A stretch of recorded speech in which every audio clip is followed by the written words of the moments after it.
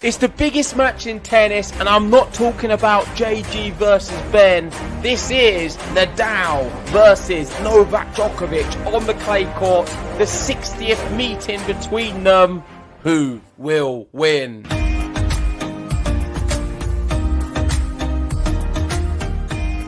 That's right, it's the big one. Come on, the match that we were all hoping for has materialised at the Olympics on the courts of Roland Garros. And like you said in the intro, it is number 60. And they're not 60 years old yet, but they're pushing on a little bit close to 40. They're both carrying a little bit of an injury, but I'm guaranteed there's going to be fireworks in this match. And we're going to go through a preview of this, give our predictions at the end. But to start off, I mean, did you expect them both to get to this second round, JG? Yes, I definitely expected them to be playing. If anything, I'm slightly disheartened and surprised in the nature in which Nadal beat Fucsovics today. I thought he was brilliant in the opening set. And then sets 2 and 3 was kind of what we've been seeing from him the last year or so. We've got to remember that tournament he did last week. I forget where it was now. In Sweden, wasn't it? Bastard, yeah. In Bastard. That was a good level of tennis we saw from Nadal in spells. He played incredibly well against Navone. I loved that match. Yeah. And was not quite there against Borges in the final. But he's turned a corner in terms of his serve is actually looking extremely good. It was brilliant against in the doubles with Alcaraz the other day. And we're seeing some good old Rafa moments, but it seems to just be moments, and that's all we can get. The big question is, are we going to see enough big moments from him and consistency against a Novak Djokovic to win, or is it going to be just enough to get deep in a set? That is the big question indeed. We saw Djokovic. It's hard to really take much away from his first round match against Ebden. Ebden, normally a doubles player, was playing in the singles, only managed to win one game.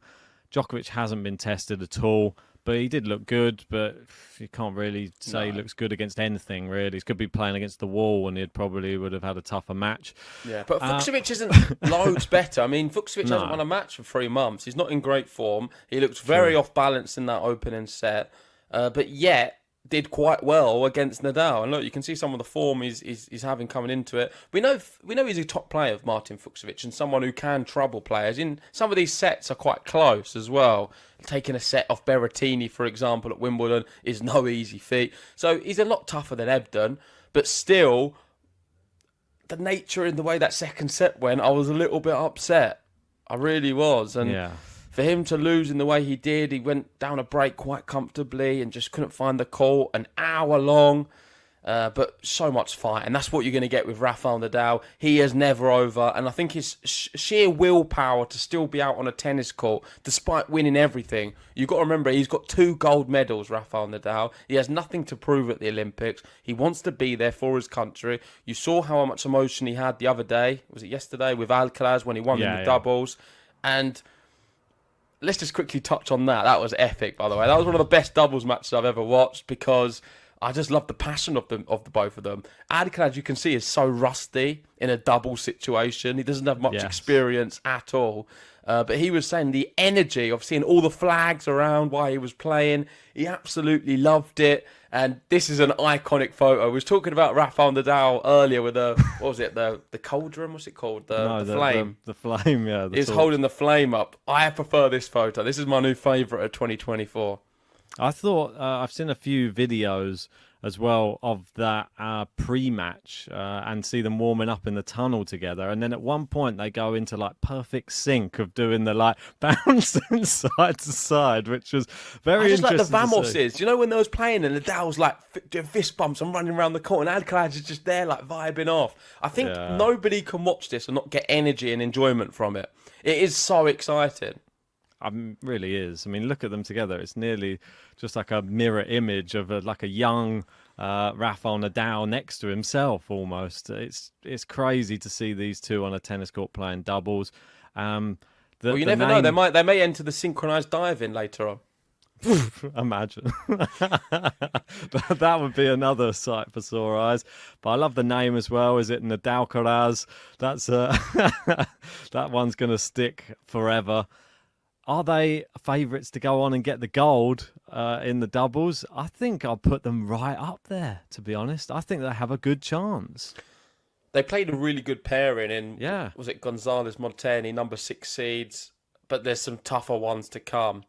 And I know we had a comment coming, I don't know if I've got it right now, but it was regarding, I think it's the Croatian pairing. They've just teamed up together for this tournament, but they've got a lot of experience before. I don't know, I think they had a disagreement maybe, but they're back for the Olympics going together, and they're very highly decorated doubles players. Yeah, I'll just try and find the comment. 1 second. Yeah, so there's the comment there at the top. It's saying thanks for the rare doubles preview, lads. Mekic and Pavic are the defending champs. That's it, yeah.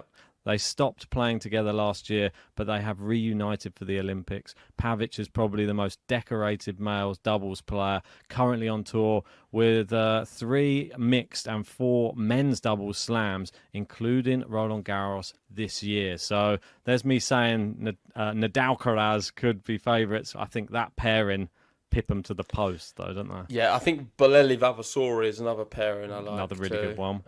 So yeah, let's wait and see what happens with that. But we're not here to talk about the doubles. Let's get back to Nadal versus Djokovic. The main thing is they got through the opening round. Djokovic's one was a lot more convincing, but then Ebden's not a great player. Nadal's, Fucsovic isn't amazing, but still it was a tougher match and it showed. So this is where we are now. And I don't know if you want to bring up the tweet, which just shows the longevity of the Big Three, because I really do like this. And that is the first Big Three match was March 28th, 2004. This is now the 150th and the most recent Big Three match, July 30th, 2024. So that is just over 20 years apart, which is 7,429 days. And you can see an image just there of that first match. It was between Nadal and Federer in Miami. And look where we are now. Incredible that they're still playing. Rafa's aged a little bit, but the longevity of the Big Three is incredible. And the fact that we're still getting to see a matchup between them. Let's be honest, this matchup, I don't think it's going to be the best match in the world. It's not going to be nowhere near the other ones. And I think what symbolises that is the fact that all the previous ones, when they usually play, is towards the end of a tournament. I mean, Big Three tennis tweeted out saying in a normal single elimination tournament, Djokovic and Nadal have never met before the quarterfinals, which kind of blew my mind. So you got 1 Davis Cup, 3 World Tour Finals round robin matches, 6 quarterfinal matches, 20 semi-finals, and 29 finals.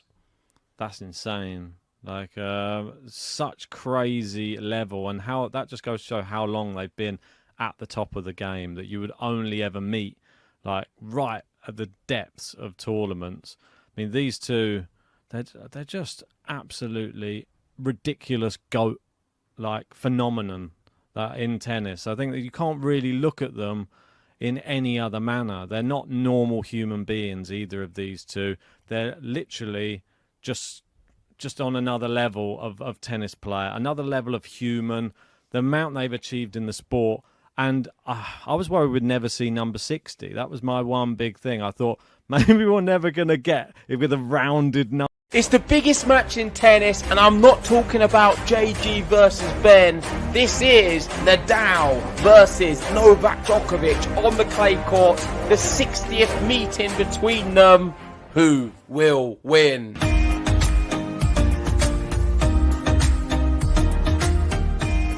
That's right, it's the big one. Come on, the match that we were all hoping for. Number of 60 matches, which I so wanted.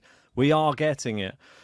Is it going to be competitive, like you said? Is it going to be the best match? Maybe not. Well, competitive it may be. I didn't say it's not going to be competitive. I think it is going to be competitive. It's hard to say. You're not going to get a big free match which isn't competitive. I truly believe that. Are we going to see a high quality affair? No, I don't think so. It's not going to be one of them matches we look back on and think, what breed of tennis are these two playing? We're not going to see that. It's going to be very, very fascinating. And if anything, maybe one of the most fascinating meetings between the two of them. I think it's in a very special place. Being at Roland Garros, I think really does give Nadal a lot of impetus. But then he's got the fact that, let's be honest, Djokovic has been the better player recently. The last few years, Djokovic has really stolen the sun away from him and been the main guy, the one at the top, winning loads of slams as well. Yeah. And we're in a scenario where it's going to be ultra competitive, a difficult one to call, but it's not going to be the top level of the sport, which is unique. If you're going to play Djokovic at any time, though, Nadal, surely the main time you would play him is when he hasn't picked up any titles in a year. And that would be now. And if you have a look at neither's Nadal.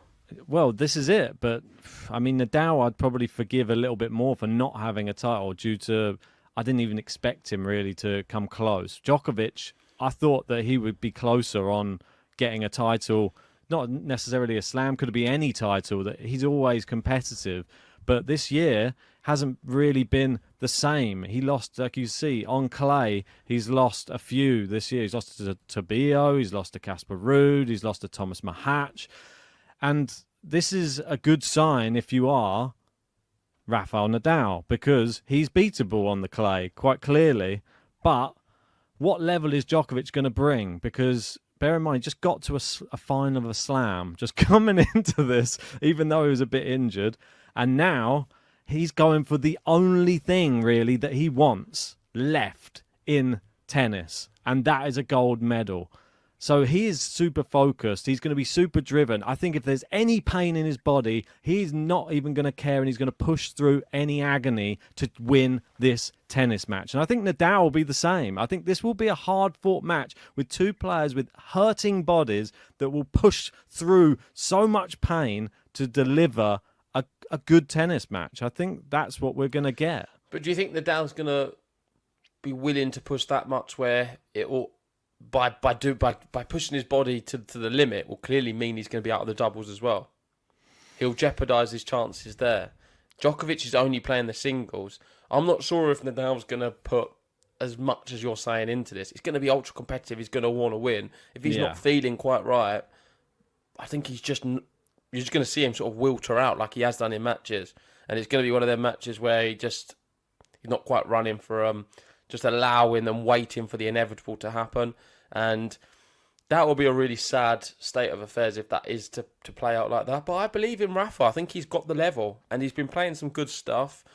Djokovic, I think, is going to be a little bit nervous considering the fact that it's the Olympics, and I feel for him it is something which was missing from his catalogue of wins. He's won everything else. He's only got a bronze medal to show at the Olympics, and he's going to want to win it. If you bring up Gil Gross's tweet, I think that is, in a nutshell, what I've been saying. And I was really pleased that he tweeted it out because it makes a lot of sense. And he always articulates everything so well in a condensed manner. He said, I don't think you could create better conditions for a competitive 60th edition of Nadal Djokovic. It does feel like it's been created in this way to be perfect. And that is because Novak's generally been better. Rafa needs the help. He gets it with Saturday conditions, best of 3 early rounds to soften physicality and Olympic pressure on Djokovic. So there's some big factors there, which is going to really help Rafael Nadal. But Djokovic has been the better player. So for me, that evens it out. The bookmakers, you'll be interested to know, have Rafael Nadal at 4s. Djokovic 1.25. It's crazy, isn't it? I know. On a clay court in Saturday. I didn't expect it to be so lopsided, if I'm perfectly honest. I thought it might be like a 1.5. Is that a bit too generous? Probably. I think it's fair. I can understand why they've gone with that. But I still think that, I know that, to go back to what we were saying just a second ago, when you're saying, like, yeah, he probably will want to salvage part of his body to keep going in the doubles with Alcaraz, I feel that when he gets on a tennis court and he sees that face down the other end, there's going to be something that takes over in his mind where he just can't give up and can't give Djokovic anything to go off and can't give him a celebration. Any chance that he could get close to this gold medal is going to pain Rafael Nadal to the core of his body. So I think he's going to be trying everything under the sun to be able to get Djokovic out of there. Even if he doesn't win the gold himself, he's going to try and stop Djokovic winning it. I know what you mean, but at the end of the day, if Djokovic does play a good level and Nadal's physically not there, it's only going to go one way, and that's Djokovic beating him comfortably. For me, it's the movement is the key thing in this matchup. Movement I've is liked key. his serving. I've liked his serving at the Olympics. I thought it was really good in the doubles the other day. He showed Alcaraz how to do it. And, let's just see what goes on, man. I'm going to give my prediction very soon. Let us know in the comments section if you are just watching. Who do you think is going to win this match? Do you see it closer than what the bookmakers have it? They've got Djokovic as a very big favourite to win this one. Does it help Djokovic if it goes 3 sets? Does it help him? I think it helps Nadal. Another factor which Gil didn't mention, being an early round. I think that's better for Nadal than it is Djokovic. He's had 3 days rest, Djokovic. He's not got the rhythm maybe going. He's just had 1 match on clay. You've got to remember, Nadal's played a tournament on clay before this. He's back on his favourite court, playing on the singles. There's a lot of factors which help him. And I am very confident that if this was a final and Nadal had got all the way to the final and Djokovic had got all the way to the final, I think it would be maybe more edged towards Djokovic because he's playing at a good level. Obviously, Nadal would have been as well, but I think he's got more chances to win earlier. How much do you reckon, this is a question for you, how much do you reckon we can look into the Fucsovics match as a basis of how Rafa will play against Djokovic? Do you reckon that it just all goes out the window, the form book from that match? Or do you reckon Djokovic will be looking at that going, I know what I'm going to do to you. I've just watched you in that match against Martin. Yeah, I think he will look at it. I think he will look at that match and try and find a strategy. But I don't think you don't need to do so much at the moment because Nadal has very poor moments in matches at the moment. There's like lack of consistency, unforced errors into the net, long. Doesn't seem to be able to find the court movement. Looks hampered and slow, and it's not all good. It's not all sunshine and roses with him in a match. But when it is clicking, you do see the shades of the old Rafa. And if we see long enough spells of that, and Djokovic is not at his best, or maybe not serving so well, there's no reason why Nadal doesn't win this match. He definitely has a chance. These are the things that have happened since the last Nadal-Djokovic match.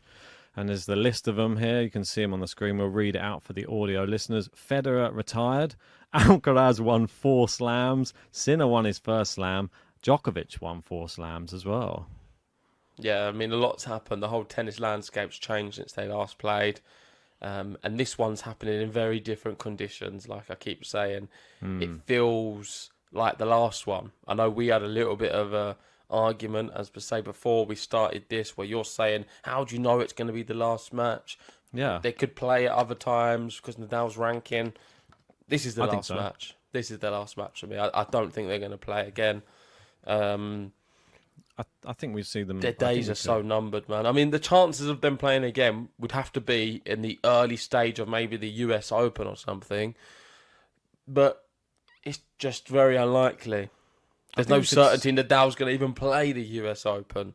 So it's like a warm-up tournament. You might still see it. That there still could be a tournament that they both enter into together, and Nadal will be down the rankings again, and then may face him in an early round again. I don't think we'll see. You're not looking at the calendar very well. We're running out of time. We are running out of time. Nadal would prioritise the clay courts. Yeah, I think it could be on clay next year. Maybe a warm-up event leading up to Roland Garros next year. Listen, you're very hopeful. I don't know how much longer he's got. To be fair, playing. I think he'll be at Roland Garros next year. Nadal. He didn't have his sending-off party, so he said.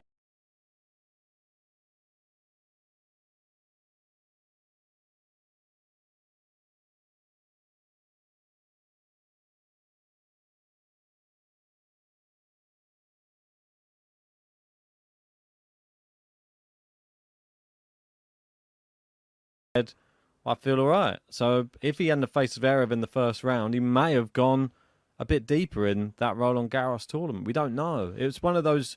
It's made it a very interesting landscape now for Rafael Nadal because he was hopeful, and that was what gave all of his fans a bit more hope looking towards next year. Like, oh, if he can have in his own mind that he feels good, that's good enough for us. Keep going. And I think that if he does that, he's going to want at least one warm-up tournament. So there's always the potential. Djokovic always plays some on the lead up to Roland Garros. Maybe a Monte Carlo second round. Djokovic Nadal. Heard it here first. Well, I'm not sure if we're going to get it, but let us know in the comment section. Do you think they're going to play again? It will be a shame for all the numbers as well because it's all at the moment in line. 150th meeting between the big three, the 60th between them. We don't want 151 or 61. It messes all the numbers up and the rhythm. What's this one? So Paris 2006, 20-year-old Rafael Nadal faces 19-year-old Djokovic for the very first time. Paris 2024, back in the same city, 38-year-old Nadal faces 37-year-old Djokovic for a 60th time. Timeless. And it is truly one of the best matches and the rivalries in sport, not just tennis. I mean, we're all going to look back on these moments very fondly, and that's why it's one of these matches you just have to watch. And hopefully the coverage is not going to be too difficult because I found it really difficult to watch some of the Olympics so far, specifically the tennis. They don't seem to be making it that easy to watch and accessible for viewers, but surely they make this one on primetime BBC or something. I hope so. I really hope so because it's a match no one wants to miss. I would have thought that this will be pushed right up to the top of the schedule. It's like a slam, final. It's got to be the biggest moment in the Olympics so far. And I don't want to diminish any other sports, but what these two have achieved in their respective sports is nothing short of absolutely amazing. And you're just going to have to watch it. Make sure you join us for it. Hopefully we'll be doing a live stream, depending on work, of course. And the head-to-head currently, as it stands, Djokovic 30, Nadal 29. So are we going to get it fully even, 30 and 30? Rafael Nadal to defeat Novak Djokovic. Another thing to mention is it is also a head-to-head match between myself and Ben. I did joke around on the intro saying that we're a big match when we play.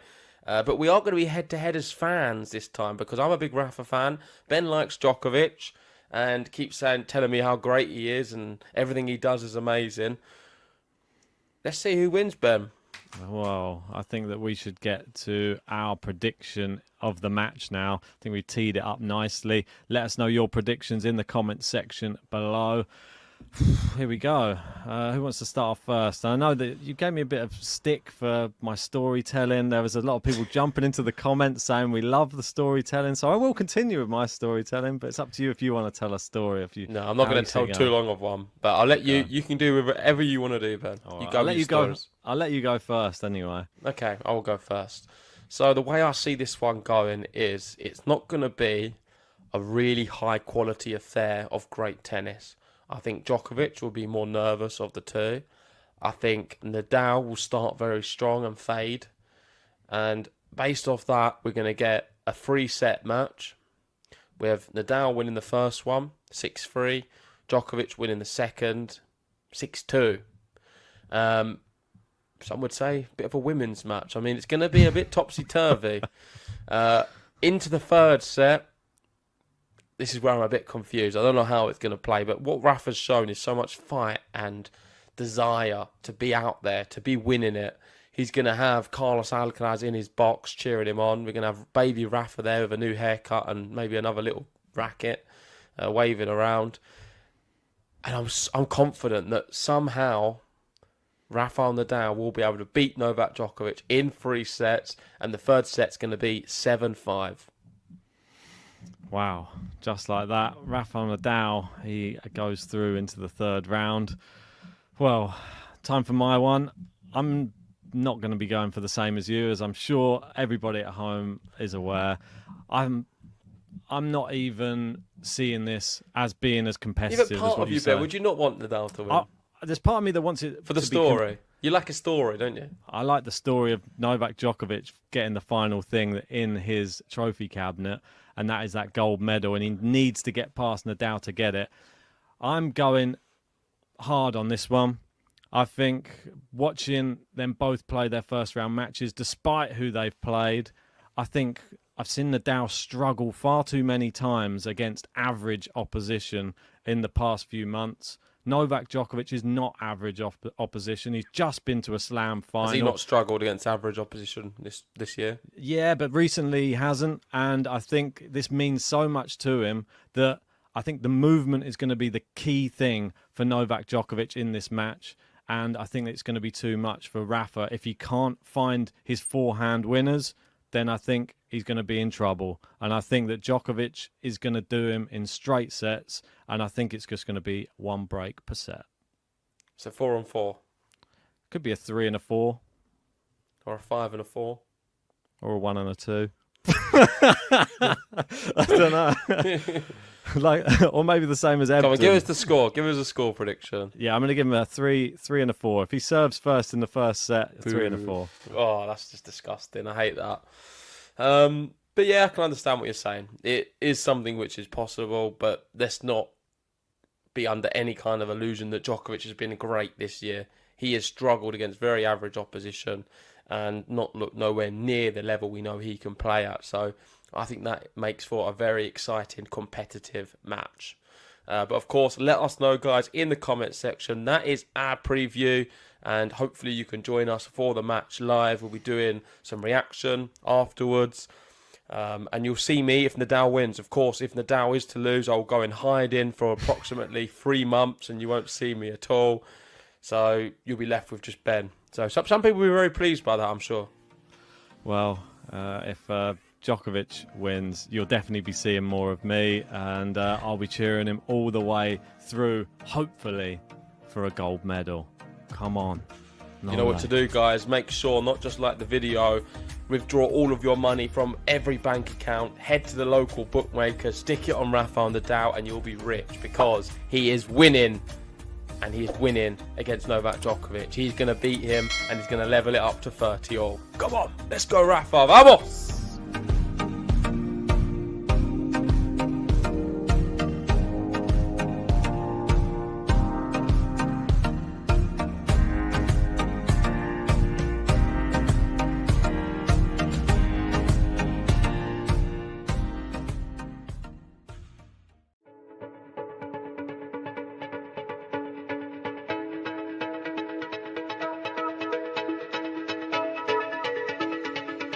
Hi, I'm Jannik Sinner. I'm Ilya Marchenko. I'm Janis Kudla. This is Sebastian Wolfner. It's Marc-Andrea Whistler. I am Francisco Cerundolo. And you're listening to the Game to That podcast.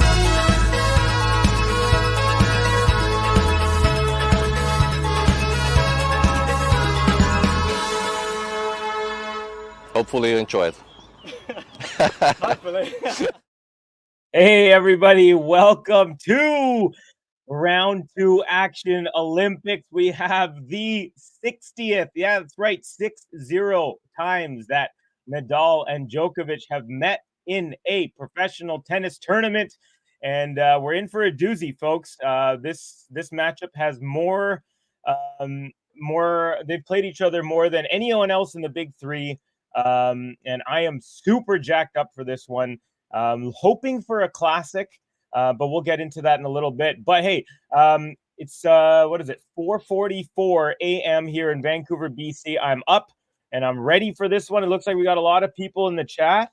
I noticed Snahill does not want me on the chat, does not want me calling this one. That's too bad, Snahill. I'm in your face for the next 2 to 3 hours. Of course, I'm just joking. Kathy's in the house. Good to see everyone. We got William. We're going to do some predictions coming up. Actually, we're going to do some predictions. Well, you know what? Yeah, we'll do some predictions. Well, first, I will let you know that they face each other 10 times on this court. Alcaraz, Djokovic has won 2 of those 10 meetings. And yeah, so it is Nadal's house, but it is Novak Djokovic who's in a little bit better form. Although, if there's any conditions that that Rafael Nadal has a chance in this one, I think it's today, because it's on clay, it's on his court here at Philippe Chatrier.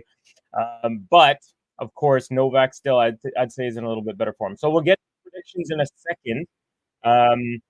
Now I'm kind of touch and go with the feed. I'm watching on the Canadian channel, and I'm hoping that they don't switch back and forth from other sports. So right now, it looks like we're about to start. So that means I'm going to get your predictions, and then we'll get into a little more hellos and stuff to the chat and get into the stream. So get me your predictions. Let me know who you think is going to win and what the score is going to be in the comments right now.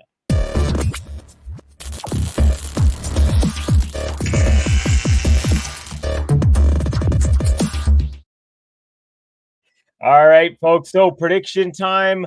Yes, prediction time. Now, I am really, really hoping that this becomes a 3-set kind of classic. Now, it might not be classic in terms of the highest level that these two have faced each other, but I'm hoping that it's a classic in that they both want it so bad that they push each other to the limit. So I'm going to go ahead and say Djokovic is going to take this one in 3 sets. I was thinking maybe Djokovic in 2 just because he's on a better run of form. But again, you can never count Nadal out on this court. I still think he has a chance. The betting odds are about 4. You get 4 to 1. So 4x if you're betting on on Nadal, and it's about 1.25 over here if you're going for Djokovic. So Djokovic definitely the heavy favorite, about 4 times favored on that one. So let me know what you guys think. Kathy in the house saying it's like 4 a.m. Yeah, it's 4:45 here in Vancouver. I think in Florida it's 7:45 now. Snahill, Covey, you know how much I love you. Come on. I know, of course, I was joking, buddy. Absolutely joking. My prediction is just a great match. This match is too iconic for me to give a prediction, says Snahill. We got Ivana Kusic saying Djokovic with a heart emoji. We got, when is it going to start? Well, they are warming up right now. And Novak Djokovic. So the warm-up is about, we got 1 minute and 55 seconds left in warm-up. And then we will have the beginning of this match. So right now, Novak is warming up, looking amazing in his Serbian outfit. White shoes, white socks, white shorts. And then he's got the mainly red with some blue trim on his shirt. And then he's got the white hat as well, white wristband on the right wrist and red wristband on the left wrist. So looking sharp for his country is Mr. Djokovic, and the same for Nadal. When they get on his face, I'll show you what he's doing. But I'm really, really jacked up for this. We got Yugoslav in the house saying nope. We got Dave. Hello, Dave, saying Djokovic in straight sets. By the way, folks, Leila Annie Fernandez up a set, and it looks like Bianca Andreescu. Now, of course, I'm Canadian, so I'm talking about the Canadian Olympians right now. But Bianca Andreescu, she hurt herself. She followed through on a forehand, and the racket actually swung and hit her other wrist, her left wrist. So She had to have a medical timeout in her match, so I'm not sure what's going on with her. Hope she's okay. Djokovic in straight sets, says Dave. Alexandra Delic saying, can we watch it here? Hello, Alexandra. You cannot watch the match here. We're not allowed to show it. YouTube would pull it down, but I will be your eyes and ears if you are unable in your location, wherever you may be. By the way, folks, if you haven't done so, smash like an overhead smash that like button, subscribe if you're new to the channel. We really appreciate all the support. Got about 30 seconds before warm-up is over. Nadal also dressed. He's got his we got team in the box. They're showing Nadal wearing white shoes, also white shorts. He's got the red top with the yellow trim on the sleeves, on the end of the sleeves and on the collar. And then he's got, of course, the Rafa headband, as we all know. What's that? It's a white headband, and he's got 2 white wristbands on either wrist. Of course, the Babolat racket, Nadal, and Djokovic with the head racket. Oh, it's beautiful to see Philippe Chatrier at a different time of the year. All right, match is starting in exactly 1 minute. Any more predictions? What do we have here? We only have... Oh, Daria. Hello, my brother. How are you? I had to scroll up a little bit. My dentist friend from Mumbai, doing well. He's letting us know that it's 20-8 on clay for Rafa. So heavily has the advantage on clay, of course. But on hard courts and on grass, Novak Djokovic is the man when it comes to this specific matchup. We got Dave. Go Canada, go. Summer McIntosh hopefully wins our first gold in the 400 at 2:30 Eastern. That's 11:30 here in Vancouver. We got Tommy C. Nadal looks like a lifeguard in that Spanish gear. Better than Alcaraz's shirt, says Tommy C. GSL. Hey, Covey and GTL. I'm trying my best to avoid work so I can focus on this one. Logic says Djokovic in straight sets, but this is Rafa on Chatrier, so he's the man until someone takes him down. I tend to agree, but I also I'm favoring Novak here as well. A buck for a 4-hour epic. A guy from New Zealand. Where Ben and JG, they are working, so they have to call Canadian reinforcements to wake up in the middle of the night. And folks, it is time. It is time. The match is about to start. Novak Djokovic serving first. How about this? Let's go like that, and let's get into it. So unfortunately, folks, it looks like my stream is a little bit behind. The match just started for me. It says it's already 30 love for Novak, but I'm on the first point. So if that's annoying for you, I apologize. But due to the Olympics, we don't have the same up to the second feed. Normally, I watch it on Bet365. That's a betting site, but here for the Olympics, it does not have the rights in Canada. So we are unfortunately going to be a little behind. I'm just going to call it a little bit late. Here we go. It's 15 love right now. Novak. Ace out wide, 30 love. Very nice start for the Serbian. Looking for his first gold medal here in the Olympics. They have faced each other 59 times. This is the first time they've ever faced this early. They faced each other several times in the round robin of the ATP finals. Other than that, all quarters or later. Unbelievable. Just unbelievable. Quarterfinals, semifinals, and finals. My stream on Amazon Prime also behind is yours. Okay, good. Yugoslav, hey Cubby, my man, how are you? I'm doing great. Waking up early to watch some tennis. Nadal with the return, and it's just wide, and it's quickly 40 love Novak. He's won all 3 points in this one so far. But as we all know, these guys,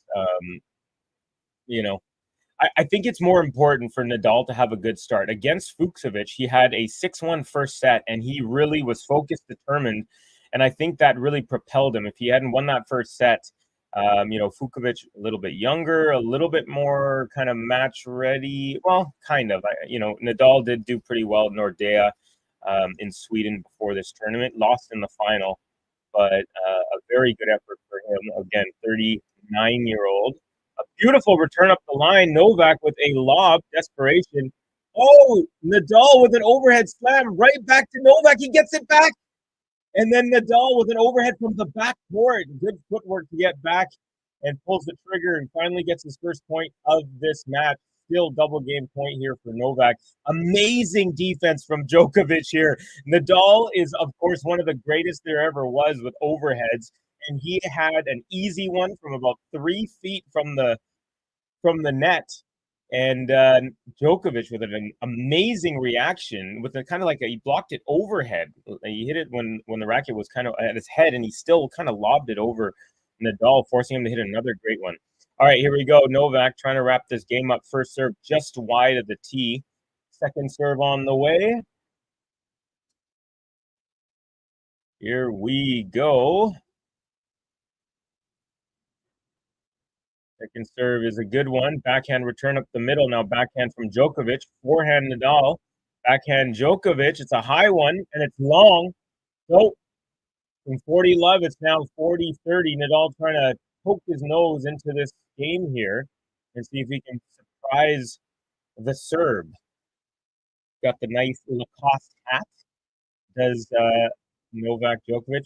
There's just something nice about the Olympic like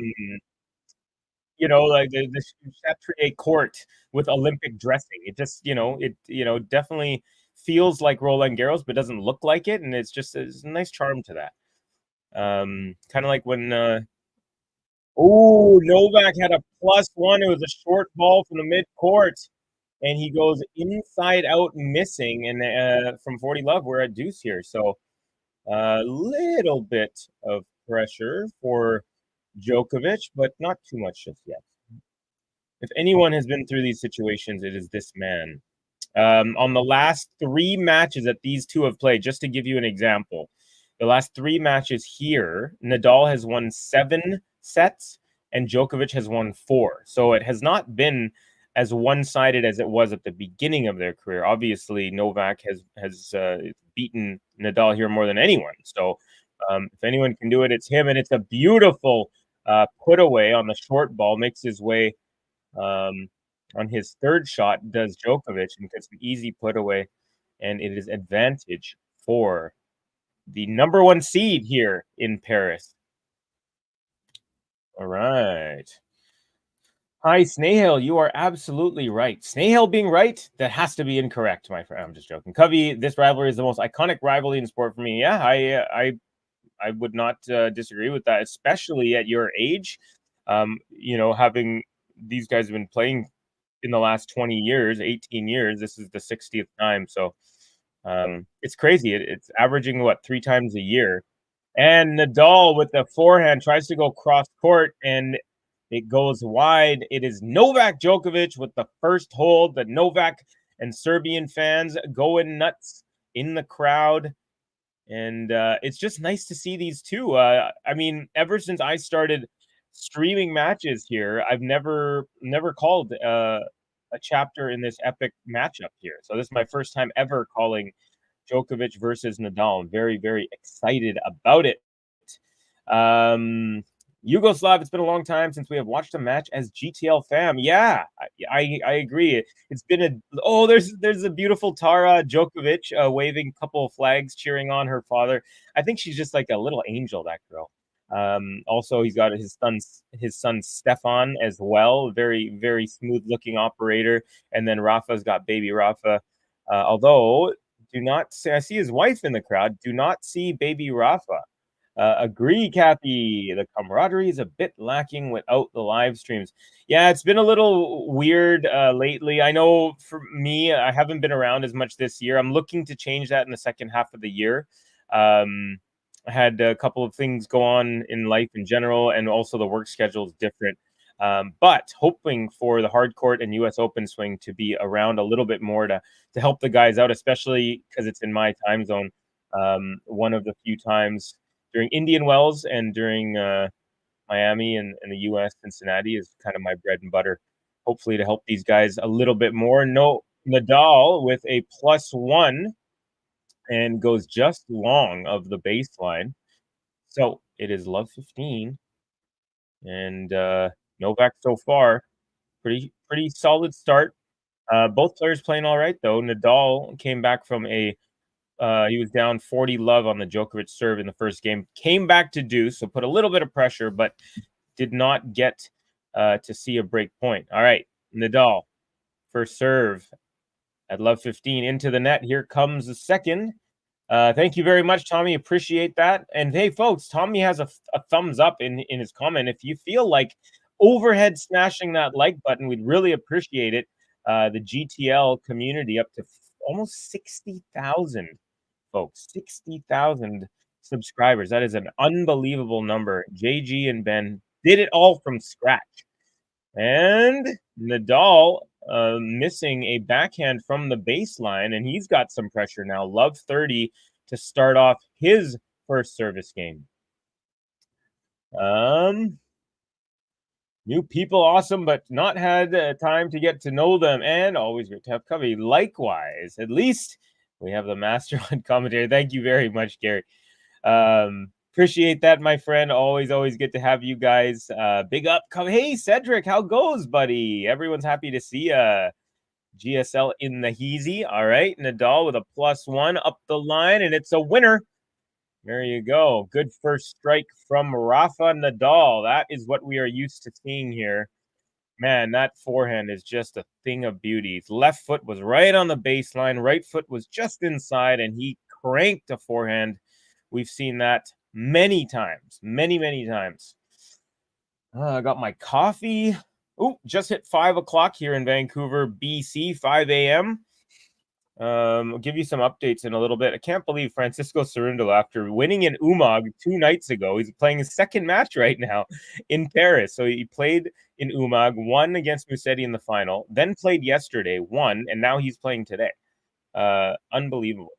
Against Hugo Humbert, the local Frenchman here. Now going up the line, Novak. Great defense from Djokovic, I should say. And then Nadal with a forehand inside out cross court. And it is a winner, 30-all. Nice. Now we're starting to see a little bit earlier than I thought in this match. We're starting to see a couple of longer rallies. Of course, these guys are both great at defense.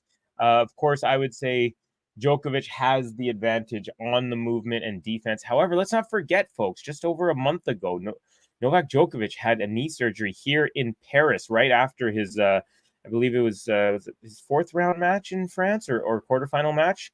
I think he beat Cerundolo and then pulled out. So he's also not 100%. And I think that's going to make this match a little bit more competitive. These are all the factors are in Nadal's favor to make it competitive. It's on clay in his favorite court. It's a best of 3, which I think definitely helps him. Novak, of course, just made it to the Wimbledon final, so we know he did get 1 walkover. So he played 5 matches, but that's a lot of time on court, and he's definitely got the advantage there. So best of 3 helps Nadal, and that's the recipe to make this a good competitive match. Heavily favored is Novak. But here we go, backhand up the line, but slice back from Nadal. Backhand court, Novak. Nadal with a forehand cross court. Drop shot, Novak. Nadal gets to it, pushed it up the line. Novak lobs it over his head as Nadal was at the net. Now it's an overhead for Novak, and he doesn't put it away. Nadal defensively throws a lob up, but goes long and wide, setting up our first break point of the match.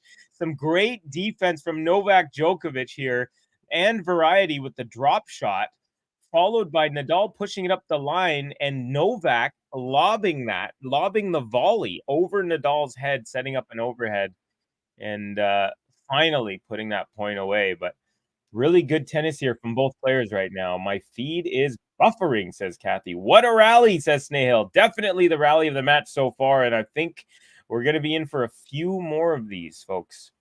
Definitely. All right, Nadal. Down break point here. First of the match.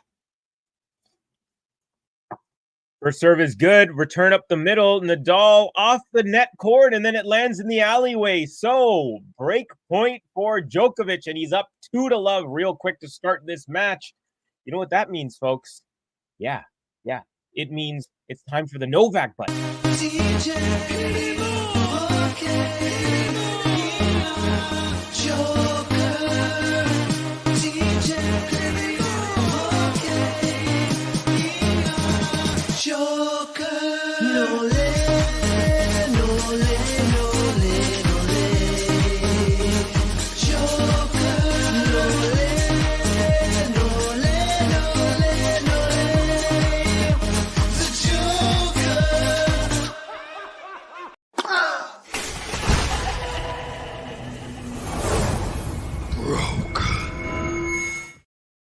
Of course, folks, that broken serve button was for Novak. He just broke and is serving now up 2-love. But a great start to this match, folks. Both players are on, and as you'd expect, Novak looking a little bit sharper. Great first serve there, and the return from Nadal just long, maybe 2-3 inches long of the baseline. Tried to go right back up the middle on the return. But yeah, so I'd say Novak's looking a little bit sharper, kind of like you'd expect. But Nadal is an engine that when he starts moving, he's tough to stop. So let's see if he can get his way back into this real quick, break back if possible, or will Novak continue to keep the pressure on Nadal? The longer there's pressure on Nadal, of course, I think that's going to really benefit Novak. He just has a little bit more freedom when he's up a break, especially in this matchup. It's been so rare that he's had the advantage. Oh, it's a beautiful +1 drop shot from Novak.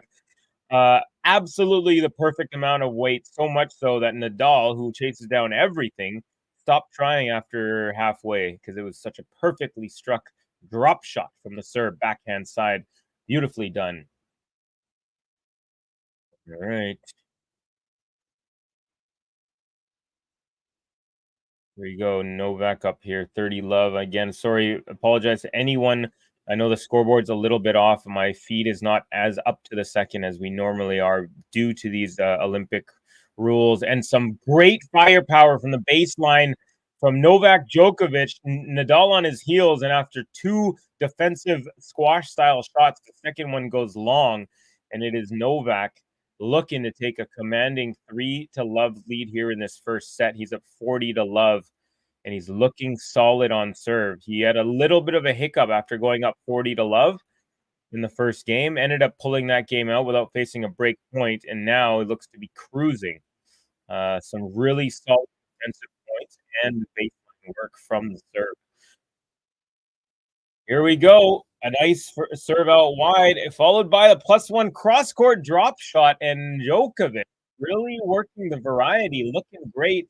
And it's a game to love for the top seed, folks. It's a game to love.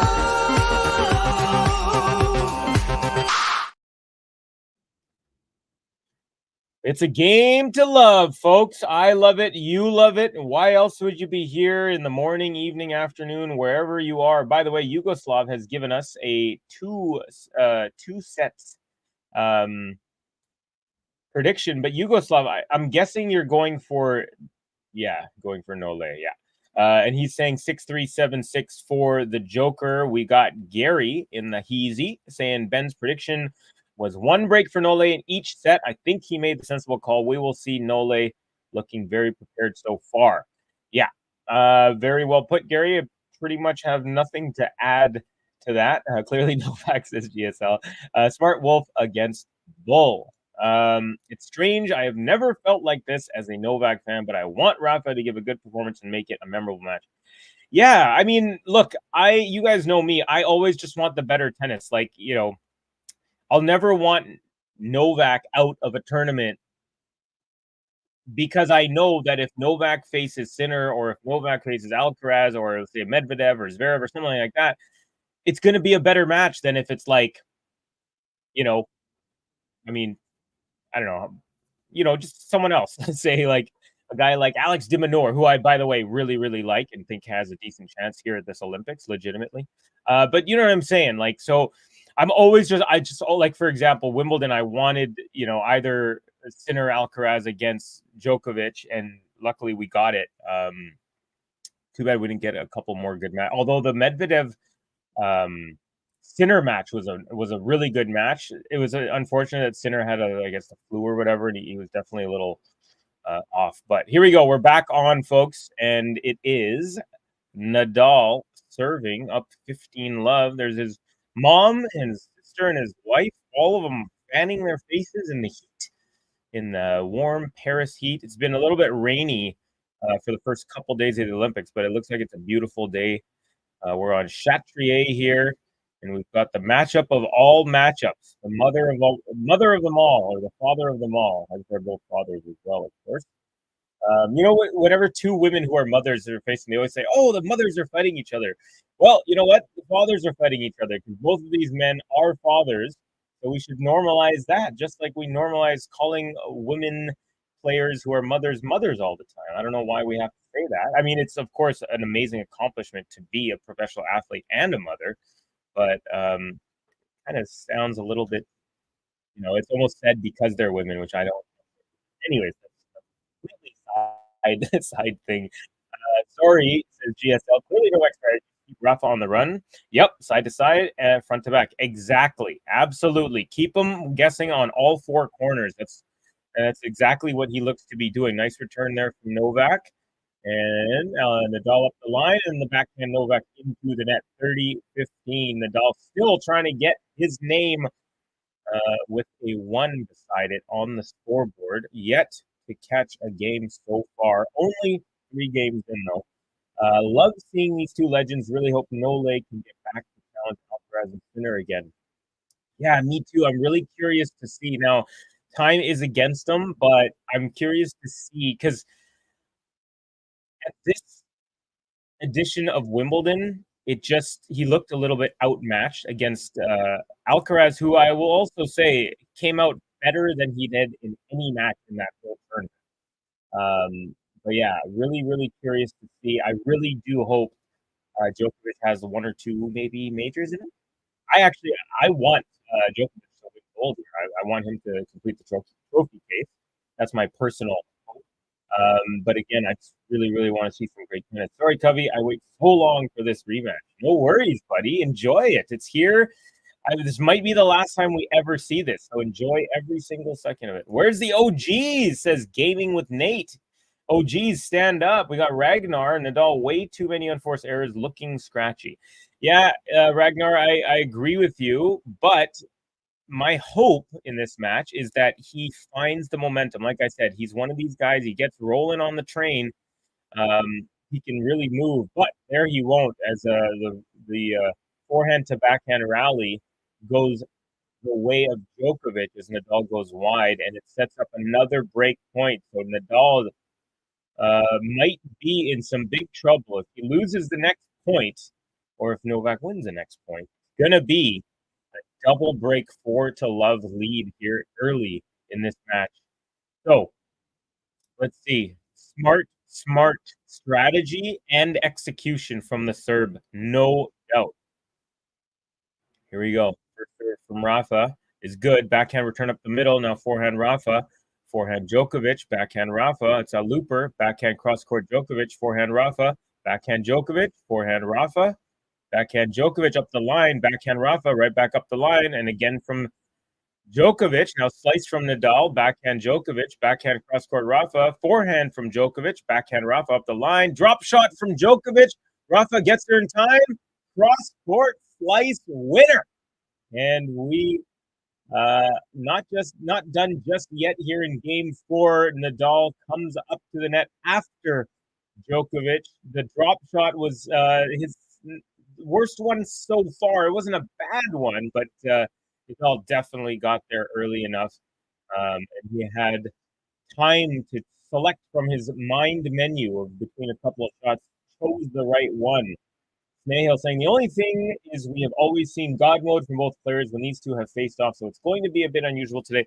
You know what? Like I said in the intro, I'm not looking for them to match their previous highs. I don't think we're going to get that anymore. I'm just matching their will and determination to be equal, so that they hopefully push to get us a third set.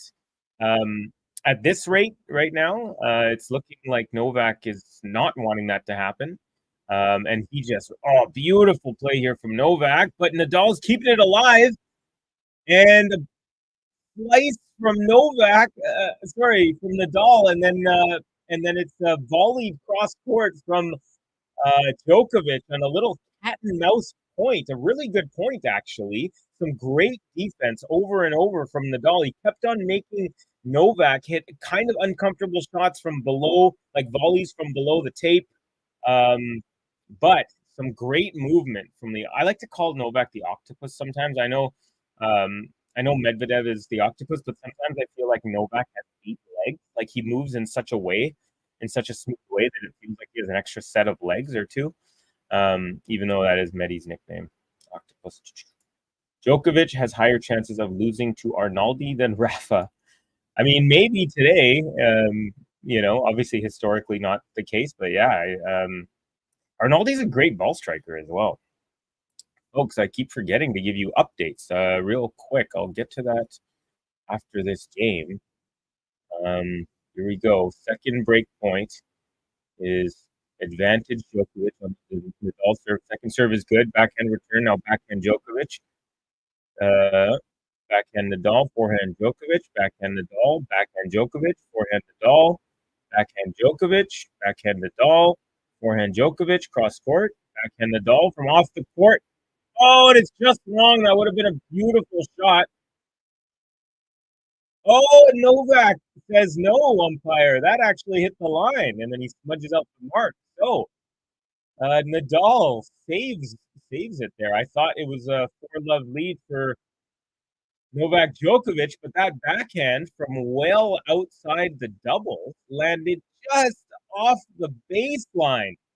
He had to angle it back on the court and just barely makes it. There you go. Novak could tell right away. He looked down at the mark as the umpire was about to step down from his chair, and Novak said, nope, that one landed. All right, back to deuce here. Nadal trying to get his first game here in this round 2 action in the Olympics. They did also face each other in the semis in 2008. And Nadal won that, ended up winning the tournament. And Djokovic, did Djokovic get bronze there? I believe he got bronze that year. Here we go. Nadal, second serve at deuce is a good one.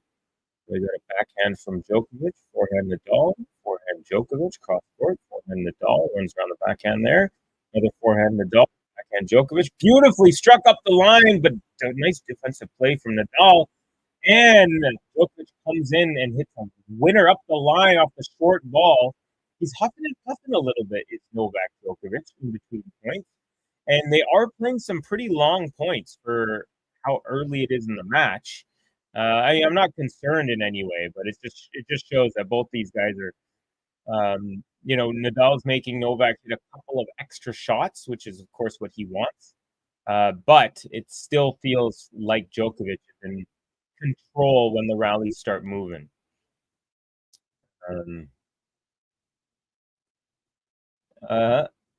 Daria, Snail, knuckle out first round. Yes, Daria, I know it's been a great year. He sucks. These two guys from India, Snehal and Daria. Snehal loves Sumit Nagal, and Daria hates Sumit Nagal. And it is the funniest interaction. It might be my funniest GTL interaction. All right, third break point here. Novak just completely stepping his foot on the throat of Nadal this whole set. And it is a second break for Novak. He's up 4-love.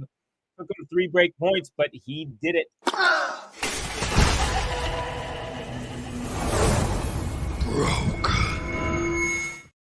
Yeah, so a lot of deep returns right up the middle, which is the Novak special, and it's really helping him. Nadal just not as quick to move out of the way, and right now not as strong from the baseline. So everything that the serve is doing, the movement, his movement, the way that he's moving Nadal, as Gary said, side to side and back and forth, which is very, very, the more you add different elements that Nadal has to move to, the more you have them in your game. And right now, Novak is playing perfect tennis against Rafa Nadal. Another drop shot. Nadal gets to it, pushes it up the line, and Novak with a cross-court winner. And Gruzin here is the Serb. No issues so far yet to even see a break point. Oh, wait. Did we see one in the net? Maybe in his second serve game. I'll take a look. I want to be, inaccurate.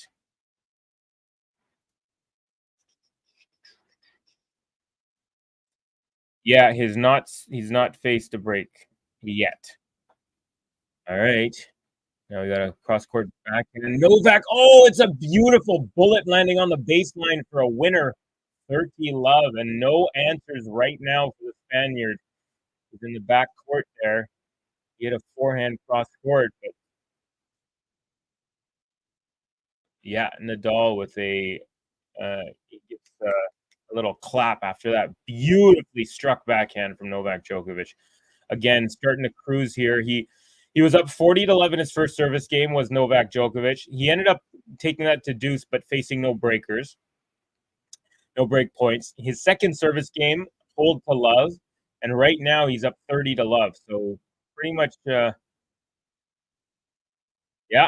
Second serve, it's a looping second serve, a kick serve, and the forehand from Nadal is long. It's not on right now, and it's triple game point for 5-love here for the top seed. I keep on almost saying the world number one because I'm so used to for the last 8 years having Novak be the world number one, but it is actually currently the Italian who's not here, unfortunately, Jannik Sinner. Tonsillitis keeping him out of the tournament. Also makes me wonder if his girlfriend has tonsillitis because, boyfriend, girlfriend, tonsils, it's the thing. All right, Nadal with a forehand on the second serve that goes long, and it is Novak with another hold to love. He is cruising, if he ever was, folks. It's a game to love.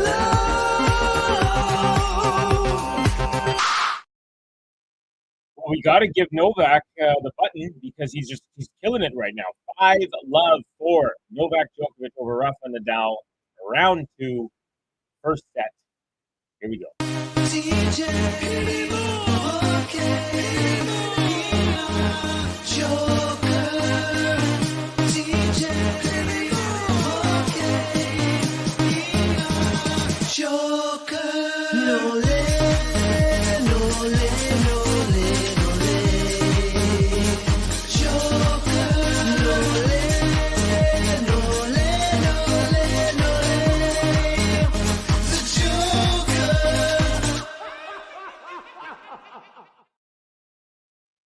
All right, folks. Where are we? Oh, there we go. I like this one from Gary. Oh my gosh, that backhand was a laser classic Joker. Yeah, that was the shot of the match so far. The Nadal backhand was nice from like when he was kind of out to the side, but the way that Novak hit that one, that makes me fear for Nadal.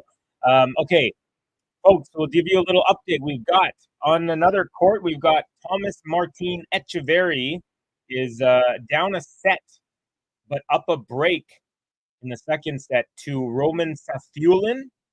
We have, of course, Novak up 5-love here in this one, and Cerundolo Umber on serve 3-all in the first set. So here we go, folks. Rafa Nadal serving to stay in this first set, serving to try to get a game on the board. A few times ago when these two met, I think it was 20. Let me look it up. I remember Novak lost a 6-love set to Rafa. Rafa just came out blistering. I think it was 3 years ago. Let's take a look and find out. Yes, it was.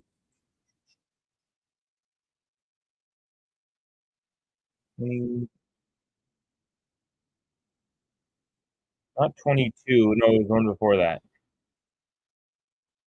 Yeah, 2020. Yeah, Nadal won 6-love, 6-2, 7-5, and he came out just absolutely blistering. Actually, that was when they played at night, and I remember it was one of these stories about Nadal that you rarely hear. I'll tell you about it in a second. All right, so Nadal down love 15, some good defense from Novak, and he tried a lob, but it just barely goes long. 15-all.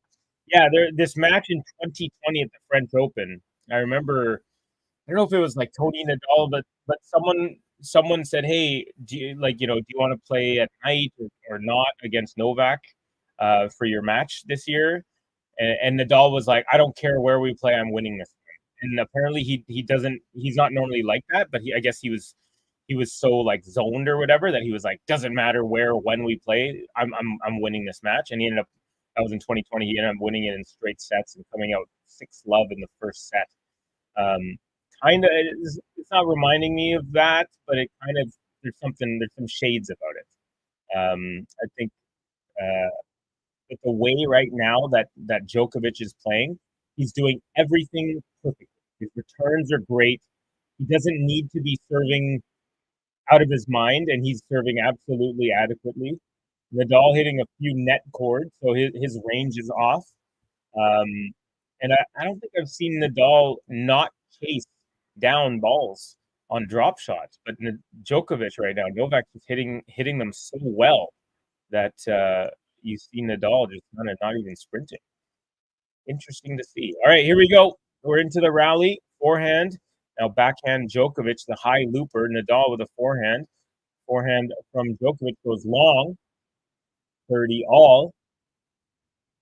But Novak not letting Rafa settle. Not even letting him, even the first point of this game he took the first point, so now Nadal's down love 15. When he levels it up, Novak makes it 30-15, so, or 15-30, I should say. So basically, Nadal just no chance to breathe just yet at all. He's just constantly under some sort of pressure from Novak, and Novak looking very, very good. The knee, not an issue whatsoever. His movement has looked really good to me here. So great to see. Oh, a little bit of a stall on the buffering there. And a backhand winner from Nadal up the line. So game point now for Nadal, trying to get his name on the board here in this set. Will he get bageled on his favorite court? That would be kind of a feather in the cap of Djokovic, to bagel Nadal on Trier. I'm pretty sure that's never happened. Hey. Hi, Rom. How are you? I'm doing great, brother. Good to see you. What's the country code? It's a good question. I'm not sure what that question is referring to.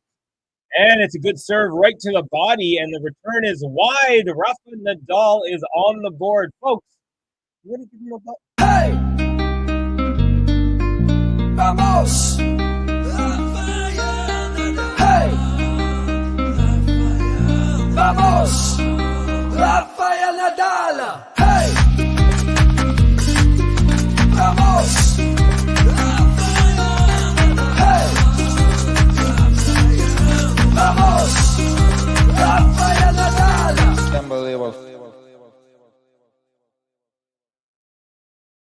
Unbelievable.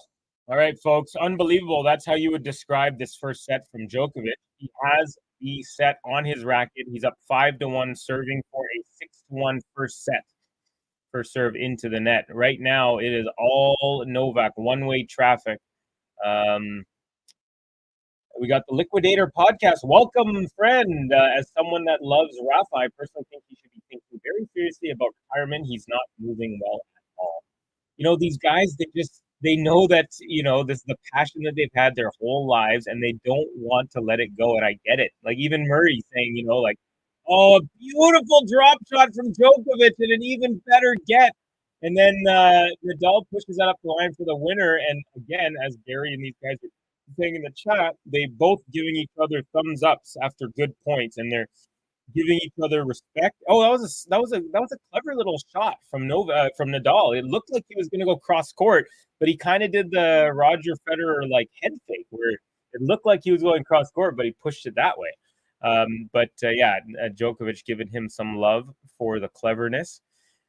Love 15 here. Novak's still in control, I'd say. Good first serve, return from the backhand wing, and Nadal. Beautiful cross court backhand from the serve, and then Nadal tries to go up the line with that, but misses it wide. Beautifully struck backhand.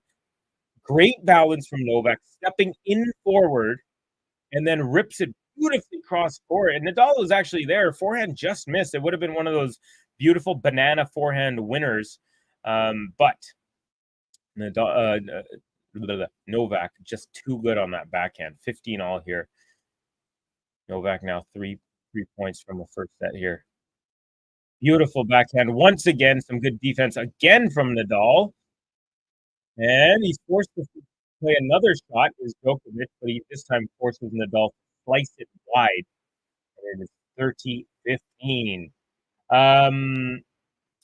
So Tommy John's asking country code. I'm not sure what you're asking, but I'm in Canada. I don't know where you are. The match is being played in Paris between a Serbian and a Spaniard. So whatever you mean by country code, I'm just giving you whatever countries are involved that I can think of in this stream right now.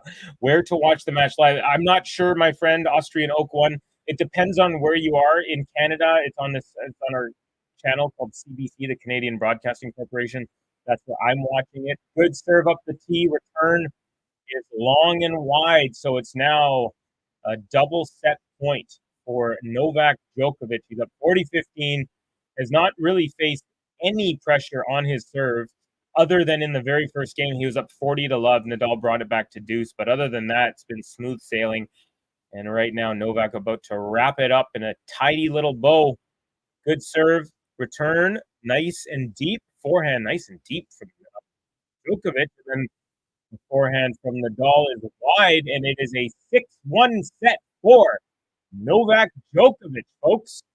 Breadstick for, he's not the bread man. That's Artemi Panarin of the New York Rangers. But we can call Novak the bread man today because he's the bakery guy. Just like Iga was the bakery girl, winning 6-1, 6-1 in her match earlier on Chatrier. It is Novak Djokovic up 6-1. One more button for the great Novak.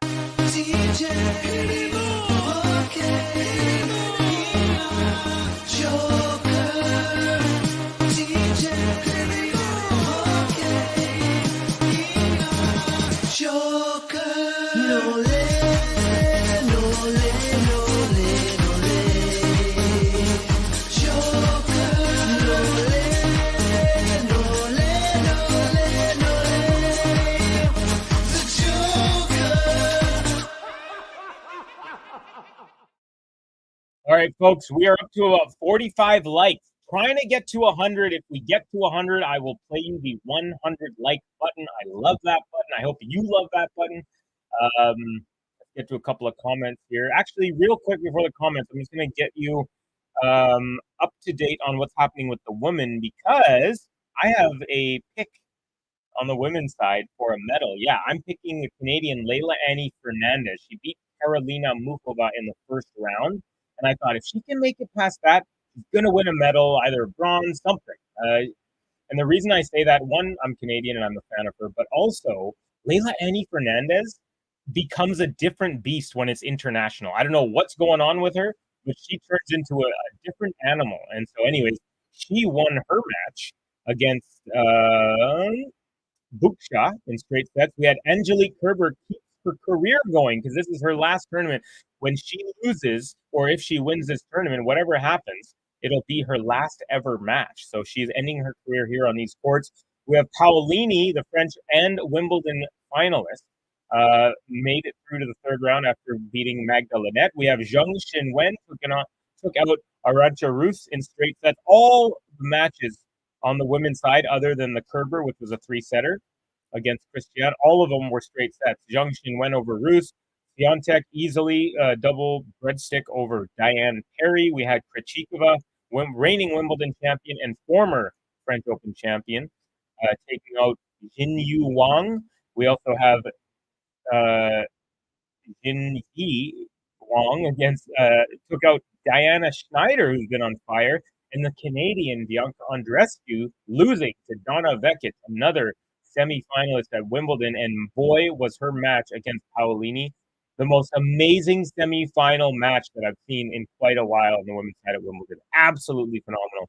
Also, we've got 4-5 in the first set. Haddad Maia on serve against Schmiedlova, serving to stay in the set. We have Kostyuk up a break, serving at 5-3 against Burrell in the first set. We have Coco Gauff up 5-1, serving for the first set against Karl of Argentina. And we have Diana Yastremska up a break, serving at 3-1 against Camila Osorio. All right, folks, we are back in action. Rafa Nadal wiping the baseline with his foot, knocking the clay off his shoes as he's about to start this second set on serve. So Rafa Nadal, if he is going to win this match, he's going to have to come back and take it in 3. Right now, it's looking like all Novak, but let's see if the tides can turn here in set number 2. First serve is a good one. Good start. Return is deep. So, better start already. Nadal, turn serve. But Novak, it's one of those days where you get the feeling that Novak ain't going to give you any aces today. He's going to get a racket on every ball, and he's going to make you move. And he's executing, like I said, the forward back drop shots, the side baseline work.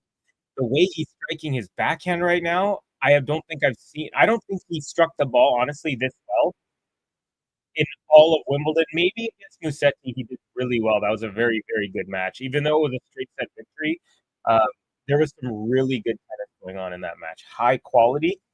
I still think right now that Djokovic looks better here than I think he looked in all of Wimbledon, in my opinion.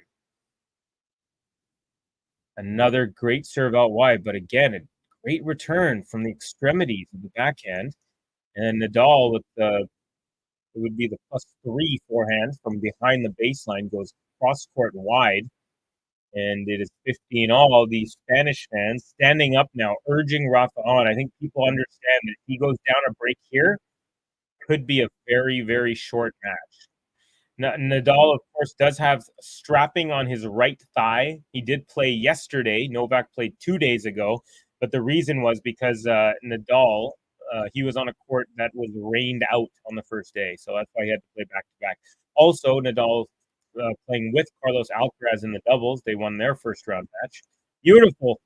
I was going to say beautiful cross-court forehand from Nadal, but just his range is off. He's trying to hit too much. I think he knows that Novak is in one of those moods where everything's going to come back, and it's starting to put Nadal on this pressure that, hey, I got to start painting lines if I'm going to try and get anything past this guy. And he's just not found his range. So here we go. Nadal down 15-30. He had 12 unforced errors to Djokovic's 5. So, like I said, neat and tidy is a way to describe Djokovic right now, doing everything right. Great first serve, return just wide, 30 all.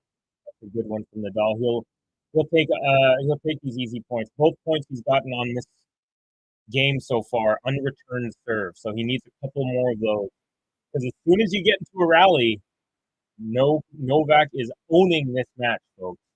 Snail saying, what a set from Novak. Sorry, I'm behind on the hey, Gary, what do you know? Man, Novak hitting bullets. His level definitely step up from Wimbledon. Well, there you go. Great minds, Gary. Great minds. Sorry, I'm behind here, folks. Liquidator podcast is reasonable. I respect Rafa, but it's time for father time. Let's see. Oh, yeah, you were talking about he's not moving and he should retire or he should start. Again, these guys, they're like, I'm 38. We think of them as like 65-year-olds in our mind because they're like, oh, they're retiring, right? But no, they're going to have to wake up as 40-year-olds and be like, what am I going to do today? Obviously, they have enough money and resources that they can do whatever they want and they have the world at their feet. But it is tough to be like, oh my God, like this is the one thing I wanted to do since I was a baby. And now I can no longer do it. There's got to be a feeling where you're just trying to chase and stay in it as long as possible. So I understand why they would want to continue. And it's a great forehand from Nadal, and he saves a break point as Djokovic, the backhand. He's mad at himself because it had a lot of heat on that. But yeah, Novak surprisingly unhappy, and he's kind of barking to his bench, which is surprising. And it's funny because Novak, even when he's doing really well, look, he's up a set. He just won 6 of 7 games, and that's how high his standards are. He's mad at himself for missing a kind of routine shot. Beautiful return from Novak. It was actually a desperation backhand lob, which landed on the baseline. But again, you get into a rally, it's looking good for him. Forehand from Nadal, forehand from Djokovic, forehand Nadal, backhand Djokovic up the line. backhand Nadal, cross court, forehand Djokovic, backhand Nadal, forehand Djokovic, again, backhand Nadal, into the net. And from deuce to advantage Novak, second break point chance here. So maybe getting fired up got him focused because he got himself a second break point opportunity in this very first game. Snail, I agree with the possible AO matching it. Oh, sorry, I missed some of that. Wow, a baguette for the Joker. Where to watch live? Lee, why? Unfortunately, we don't have it. It depends on your country and where you are. But in Canada, it's on CBC. Yugoslav. It's reasonable. I respect Rafa, but time for we said that one. All right, nice, another nice return. Now backhand up the line, Djokovic for backhand Nadal, backhand Djokovic, backhand Nadal into the net, and that backhand up the line to backhand. So the backhand from Nadal, from Djokovic up the line to Nadal, and pinning Nadal there is really, really working. Novak up a set and a early break, and if he serves like he did in the first set, folks, this is going to be a very, very quick and tidy match. But let's hope that we see some fireworks, at least something, maybe hopefully get a tiebreak or something in the second set. I just really want to see these guys really dig deep. We both know they can, but we only have so many more chances to watch them play each other. Maybe this might actually be our very last time ever, realistically. I like Fernandez, seen her play live a couple times this year, and she looked very focused. Fantastic against Wozniacki at Wimby. Yeah, where that match where she was in it right until she got broken at 4-all in the third set. It was a bummer. Can't believe Osorio took out Penke. Yeah, you know who's happy about that? Iga is happy about that. Darn Rafa says, Longinus Galaxy, hello there. I have hardly seen Novak play better this year. I agree, Snail. Gary, both of you guys are mentioning the same thing. I know you guys are massive Novak guys. By the way, if anyone's seen Gene, please tell him I said hi. I miss Gene. He's also one of the biggest Novak guys. And Gene always comes up with amazing stats mid-game. He'll just be like, oh, this. And I'm like, oh, where do you get these from? Novak just hit the very first ace of this match. Very hard to ace Nadal here on this court, but he just did it. And Nadal not able to get a sniff of an ace against Novak. Novak's he's on his game, folks. All right, 15 love, second serve.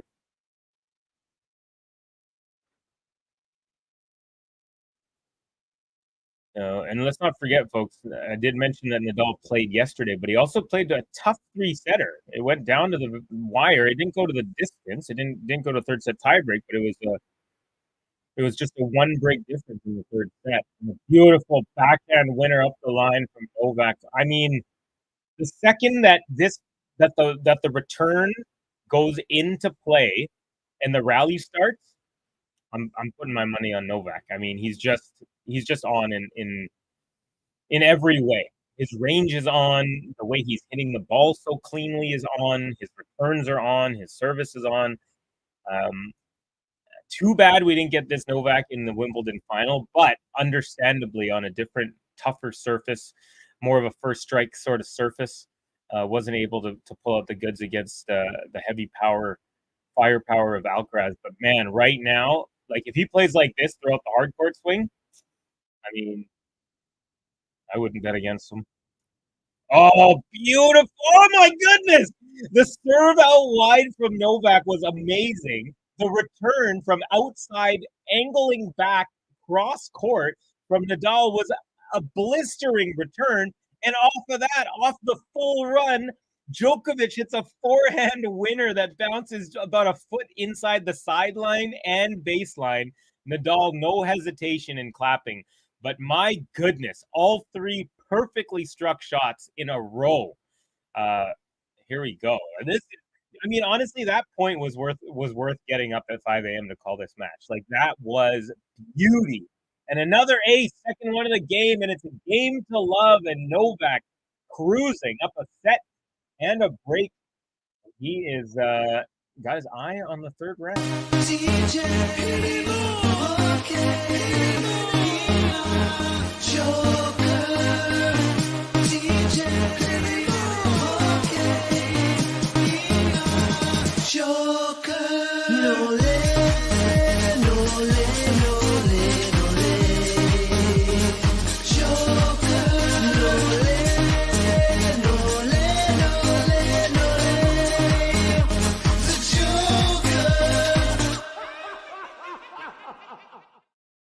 go. Here we go, folks. Nadal serving, and he's just trying to get something going here. Backhand Nadal, forehand Djokovic, forehand Nadal. It's a high looper, but it's just long.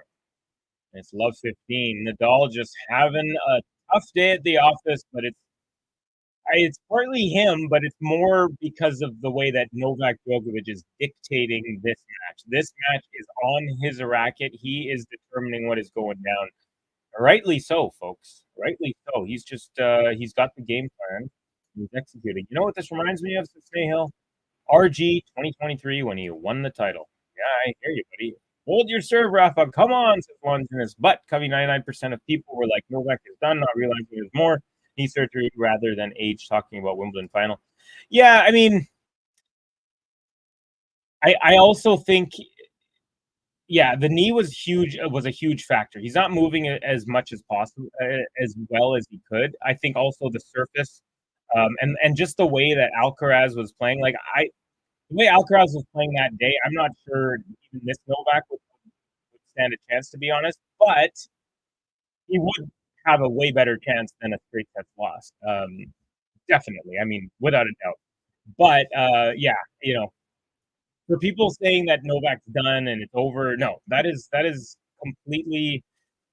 That just shows that you don't watch enough tennis. Because if you just think that, you know, this guy could win 3 majors and then have a slow start to the year and you're done. No, he's not done. He's going to be there. Like I said, if he's playing like this in the hard court swing, like watch out, people. Watch out, guys like Tiafoe. Watch out, guys like Medvedev. Watch out, you know, Sinner, Alcaraz as well. Like this is way better. And what's amazing to me, most amazing, is just he's had no setbacks with the knee, and he started hitting like 2 weeks. He started playing points or like 3 weeks after the surgery. And the fact that the trajectory just continued upward is so amazing. All right, here we go. It's 15-30. Good first serve. Return again, right to the feet of Nadal. It gets a short ball, does Djokovic, goes up the line. And then Nadal right up the middle, and then forehand up. Oh, tried to go up the line again, did Novak, but goes into the net. So 30 all. And that's a freebie for for Nadal from Novak.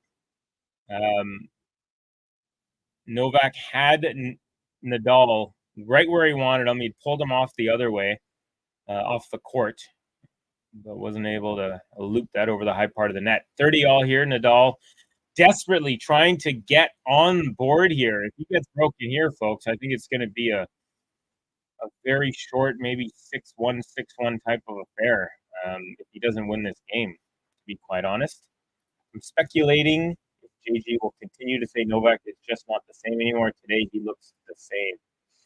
You know, again, it is against Nadal, and it is on this court. It's a double fault from Nadal. He's not doing himself any favors. Novak is in this move. You don't want to give, but right now he really is giving him life, too much life.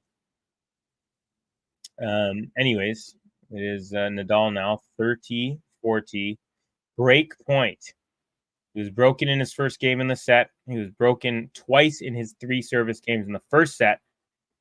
And we got a backhand to forehand from Nadal, backhand Djokovic, backhand Nadal, the backhand of Djokovic, cross court, forehand Nadal up the line. It's a banana shot, but nicely defended by Djokovic.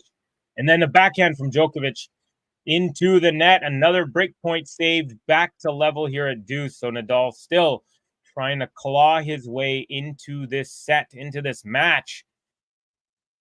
I'm a betting man. I don't know. JG was also one of those 99%. What I was gonna say is, and let's not forget, like Nadal here is a certain type of animal, certain monster, but Nadal right now is not like, yes, Djokovic knows what he wants to do, is doing it and executing it beautifully, but he's still not facing a competition that's on the level of Alcaraz Sinner type of level right now. The +1 from Nadal, and he missed it by about 3 feet. Another great deep middle return from Djokovic. It's bread and butter today. And and it just seems like the Nadal footwork is just not quick enough right now to get out of the way and to set himself for these bullet returns from Novak right deep down the middle. Yeah, he's executing perfectly. All right, we got a rally going, which means looking good for Novak. Backhand from Nadal, backhand Djokovic. Oh, beautiful backhand. And it forces an error from Nadal. And there's the break. It's 3-love. And Novak Djokovic, folks, is cruising. I do not see a pathway, unfortunately, for Rafa Nadal here. It's not over till it's over, but right now, it is all Novak Djokovic.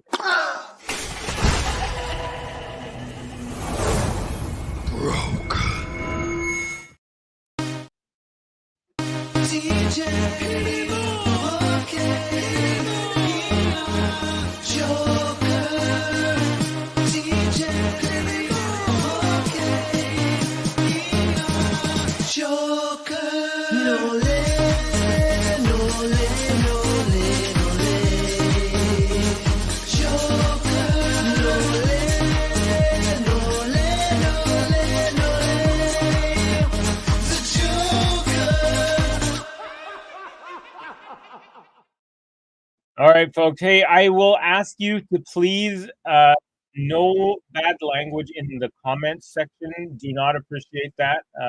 So if anyone uses bad language, I will block you. I'll put you in timeout first, and if you do it again, I'll block you. So yeah, no disrespect. You can trash talk. No problem. I have absolutely no problem with some classy trash talk, some clever trash talk. But calling people the B word or any other word is not acceptable on my streams. Just want you to know that. So please respect that. JG must be crying now. See that's acceptable. JG talking about Novak, and if you're a Novak fan saying, "Hey, he's crying now," that's a good comment. But if we start calling people names, that's not acceptable. It's not only about the opposition, though. It doesn't matter. You can clearly see the difference in movement from Novak. Also, extra 5% on his shots. Yeah, for sure. But it is also let's not think that it's not. It's a little bit of both, right? It's a little bit of both. It's also, I think it's a little bit easier to move. You have a little bit more time versus grass. That was also a big factor. Is just the arsenal of Novak or of Alcaraz on grass is just he's just looking to put every point away, and it's just that surface is designed for that. But hey, guys, I'm excited. I'm so happy to see this Novak. Like I said, I want Novak to win the gold medal. I want him to get his trophy case full as possible. He deserves it if he wins it. And I'm just hoping that he stays as competitive as possible. He still has chances to win majors, folks. I still think he's got one or two left in his career, and I hope it happens. We got some emojis. We got Ethan. Sad to see, even as a Joker fan. Think Joke will give Rafa a game in this set too. Doesn't like bagling his opponents. It's hard for Nadal. Says Liam. Yep, absolutely. No. I mean, Novak is the one owning this match. He's controlling it in every facet. Ethan, then you are not a Novak fan, says Yugoslav. All right, Novak up 15-love. And he might only be serving one more time, but let's not get too ahead of ourselves. Forehand Novak, backhand slice Nadal, defensive, and inside out from the middle from Novak, just completely on a string. He's up 30-love. It just there is no answer whatsoever right now from Nadal, and that's because Novak's not even letting him hear the question. That's how good he's playing right now. Matthew Ebden was a bigger challenge for Novak so far. That's actually true, Mr. Panic. Vlad, is it Panic or Panic? I feel like it's Panic. Yeah. First serve is long, 30-love. Rafa Nadal. Come on, Rafa. I was hoping that he'd give us the third set. I said 3 sets in the in the prediction. The odds makers heavily favored Novak. You got 4-1 if you bet on Nadal, 1.25-1 if you bet on Djokovic. That was the line at the beginning of the match with the forehand from Novak into the net there. So Nadal with 1 point on this game. Nadal's sister leaning forward, looking a little bit not worried. She looks kind of resigned to what's about to happen, I think. Here we go. Novak, 30-15. Good serve. Return goes long. There's a second serve kicker in the forehand. See, that's what I mean by the range from Nadal. Like, there's been at least 5 or 6 second serve kickers, and Djokovic has a great serve. We all know that, and his kicker is great, but it's not so great that a Nadal, when he's on, can't handle it with his forehand. He's missed like 5 forehand second serve returns, and so those are the types of things where you're like, okay, it's Novak is dominating and doing everything right, but B, he's missing these uncharacteristic errors here. Or he's making uncharacteristic errors. And it's an easy backhand put away at the net as Nadal was way off the court. Good serve and volley from the number 1 seed, and he is cruising for nothing for Novak Djokovic. Nadal now serving.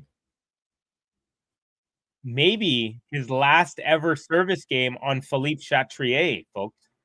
Again, we don't know if he's going to come back next year. He said after the French Open that he's not sure. He might actually play again. So we don't know, but there is a probability, and I actually think it's a high probability that Rafael Nadal is serving his last ever service game on this court. Let's hope I'm wrong. Nice pronunciation, bro. Thank you, my friend. Thank you very much. I didn't want to say it incorrectly, so thank you for correcting me. I would definitely want to be as accurate as possible. And one of the people who helps me with that is my friend GSL, especially with the Eastern European names. Playing like this, Novak would be even money to defend in New York. Yeah, I'd say, I don't know about even money, but I'd say again, I would put him, playing like this, I would put the top 3 favorites as the 3 favorites that we think of. Alcaraz, Sinner, Djokovic, and then I'd put Medvedev as a close 4th. But yeah, Novak playing like this, I don't think anyone other than those 3 has a great chance. Maybe Zverev is on, but if it gets close, the guy we all going to choke. He's the biggest choker in the world when it comes to big moments. All right, 30 love, Nadal trying to get on the board here. Okay, Yugoslav, have some respect. Both these guys are the GOATs. I want a bit of a more of a classic match. Wishful thinking, this feels like stealing from the blind disabled. Gary, it's also about the motivation. Gold is missing, so high motivation. If he can keep this motivation, he can defend New York. Yeah, I mean, a lot of stuff to go between then, but yeah, I'm hoping that all of what you guys are saying is right. Because when we have a very competitive Novak in any draw, it makes every tournament that he's in better. No tournament is worse when Novak continues on, because he himself can raise the level of a match to levels that other players simply do not have. And it's breathtaking to watch, just like his play right now is breathtaking to watch. And we should revel in it and revere it, because we're not going to have it for too much longer. Hopefully a couple more years, but you never know. Nadal now 30-15, folks. By the way, I fixed my microphone situation. I hope it sounds good. I did a little test, and it sounded good. But yeah, really happy that I figured it out, because I was having some weird issues. There, a nice little cat and mouse point. Novak is at the net. Nadal tries to pass him, and it goes off the frame of Novak and haywire. So Nadal is up 40-15 with a chance to get on the board here. And then he would make my prediction wrong, meaning he would maybe have another chance to serve on this here court. Gaming with Nate. Where is JG? JG is working, my friend. Right now in England, it is 6 plus 8 is what? 14. So it's 2 o'clock over there, and he is at work. Whereas in Canada, it is 5:59 a.m. where I am. So I got to wake up early and not have to worry about work. And Nadal holds, folks. It is now Djokovic 2 games away. He's up 6-1, 4-1, and I'm going to give Nadal a button. Every time he wins a game, he gets a button. Hey! Vamos! Hey! Vamos! Rafael Nadal! Hey! Vamos! Hey! Vamos! Rafael Nadal! Unbelievable. All right, folks. So a little update. We have Roman Safiullin up a set and on serve 4-all against Thomas Etcheverry in the second set. We have Djokovic, of course, on the verge here, just 2 games away from a spot in round 3. Francisco Cerundolo up 1 set and tied 1 apiece against Ugo Humbert, who's serving in the second set. Up next today, we've got Ruud versus Vavasori. We've got Evans versus Tsitsipas. Kupfer versus Arnaldi, Sebastian Baez versus Hassan of Lebanon, and we've got Griekspoor versus Carlitos Alcaraz. That's a night match here on Chatrier. Also on the women's side, we have Leila Annie Fernandez, straight sets over Buksha. We had Kerber, 3 sets over Christian. We had Paulini over Lynette. We had Zhang Xinwen over Rus. We had Iga over Diane Perry. We had Krejcikova over Wang. We had Wang over Schneider. And we had Vekic over Andreescu. Also, Schmidlova is up a set, and they're on serve in the second set against Haddad Maya. We have Kostic and Burrell. Burrell serving at 6-5 for the set there in the first set. We have Coco Gauff up a set and 4-love in the second set, so she's cruising. We've got Osorio serving for the first set. She's up 5-4. And on serving there, so she's up break. And we got Navarro, Tomova, 3 apiece. And we have Sakari is up 4-1 against Yuan of China. Also coming up later, Collins versus Wozniacki. That'll be a great one. And Pagula Svitolina, a couple of Americans in a couple of popcorn matches, I would say. So enjoy those, folks. Here we go. Serbian Novak Djokovic, number 1 seed on the men's side here, is up 6-1, 4-1, 15-love. He's just 7 points away from a spot in the 3rd round. And we'll let you know who he would face. That's one thing I did not pull up yet. All right. We got a forehand from Nadal up the middle. Forehand Djokovic to the forehand of Nadal. Again, forehand Djokovic to Nadal's forehand. Same thing. And continuing on. Oh, the backhand from Djokovic just wide, but Djokovic was pinning Nadal to Nadal's forehand, which rarely you see someone do. But the firepower from Djokovic right now, he is just ripping these backhands to the forehand of Nadal, and he's got Nadal on his heels. He's just stepping forward into the ball so often where Nadal's walking back on his heels. This is a masterclass from the baseline right now from Novak. Just amazing to watch. Here we go. 15-all. First serve is out.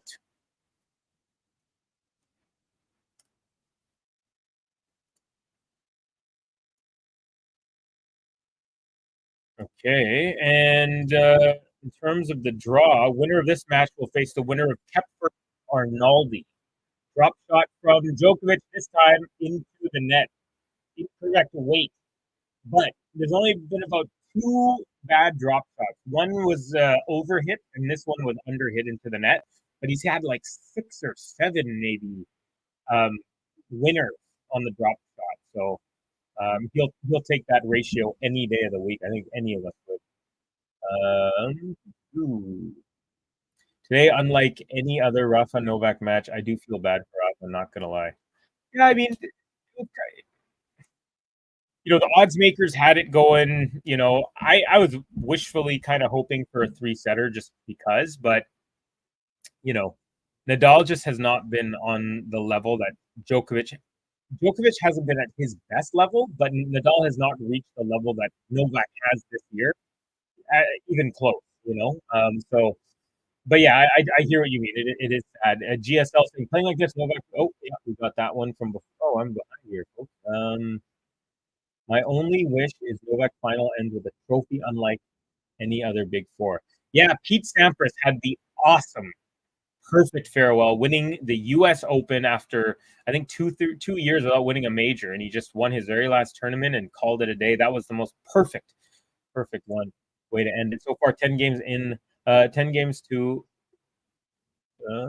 10 games in, I'm thinking, on Chatrier. No one would have thought this just 2 years ago.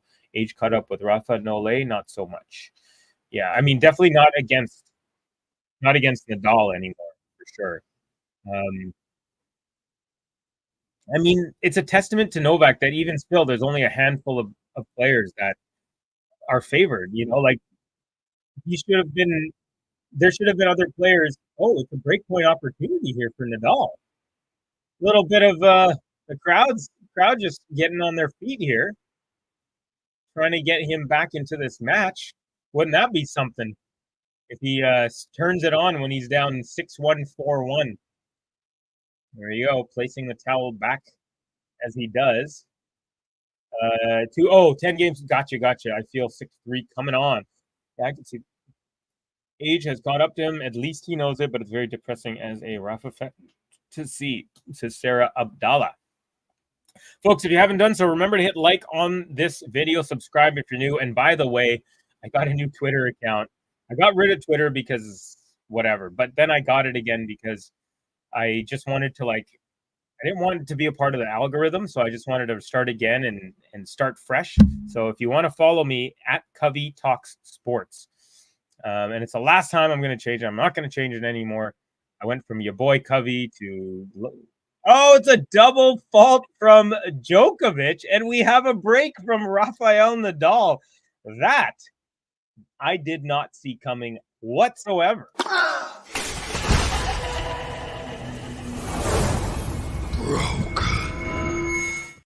It was a freebie, but I'm sure he will happily accept it. Nadal breaks for the first time in this match off of a double fault.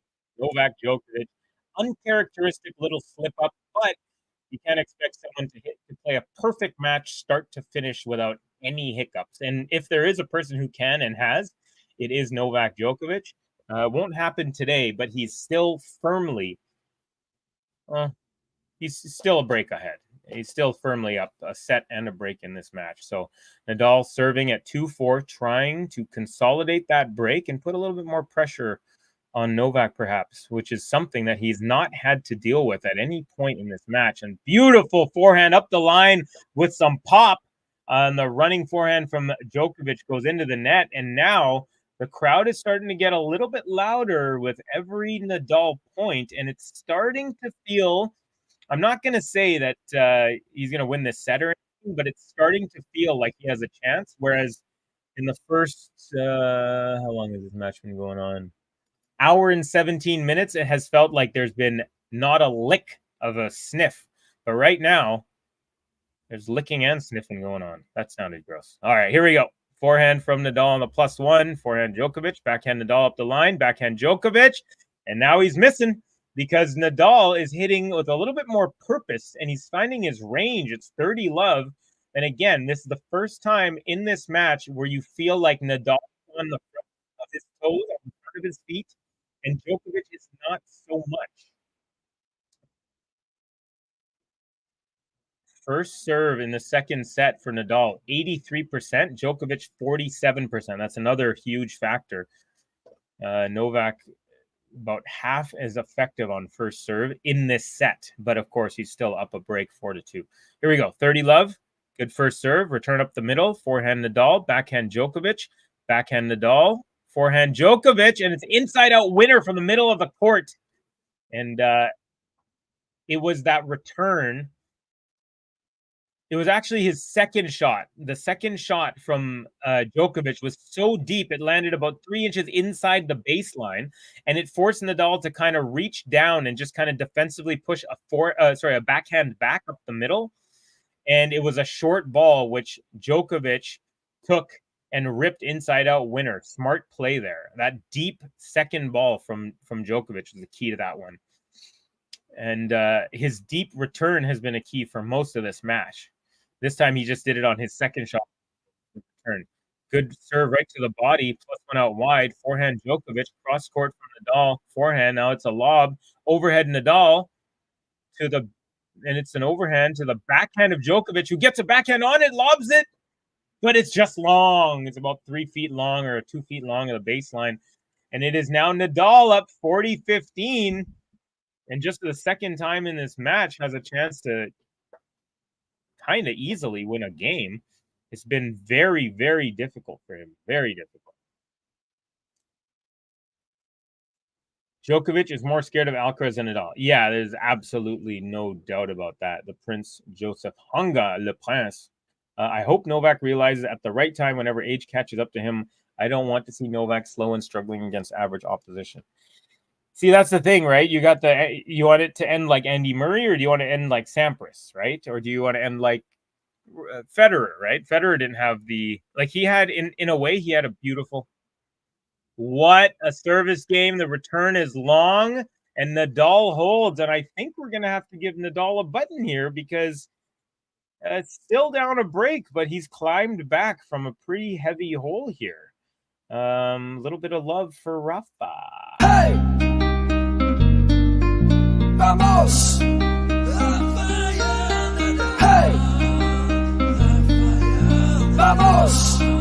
Rafael Nadal! Hey! Vamos! Hey! Vamos! Rafael Nadal! Unbelievable. Okay, so Rafael Nadal, by the way, folks, he did get a break in the last game, which means this hold was a consolidation.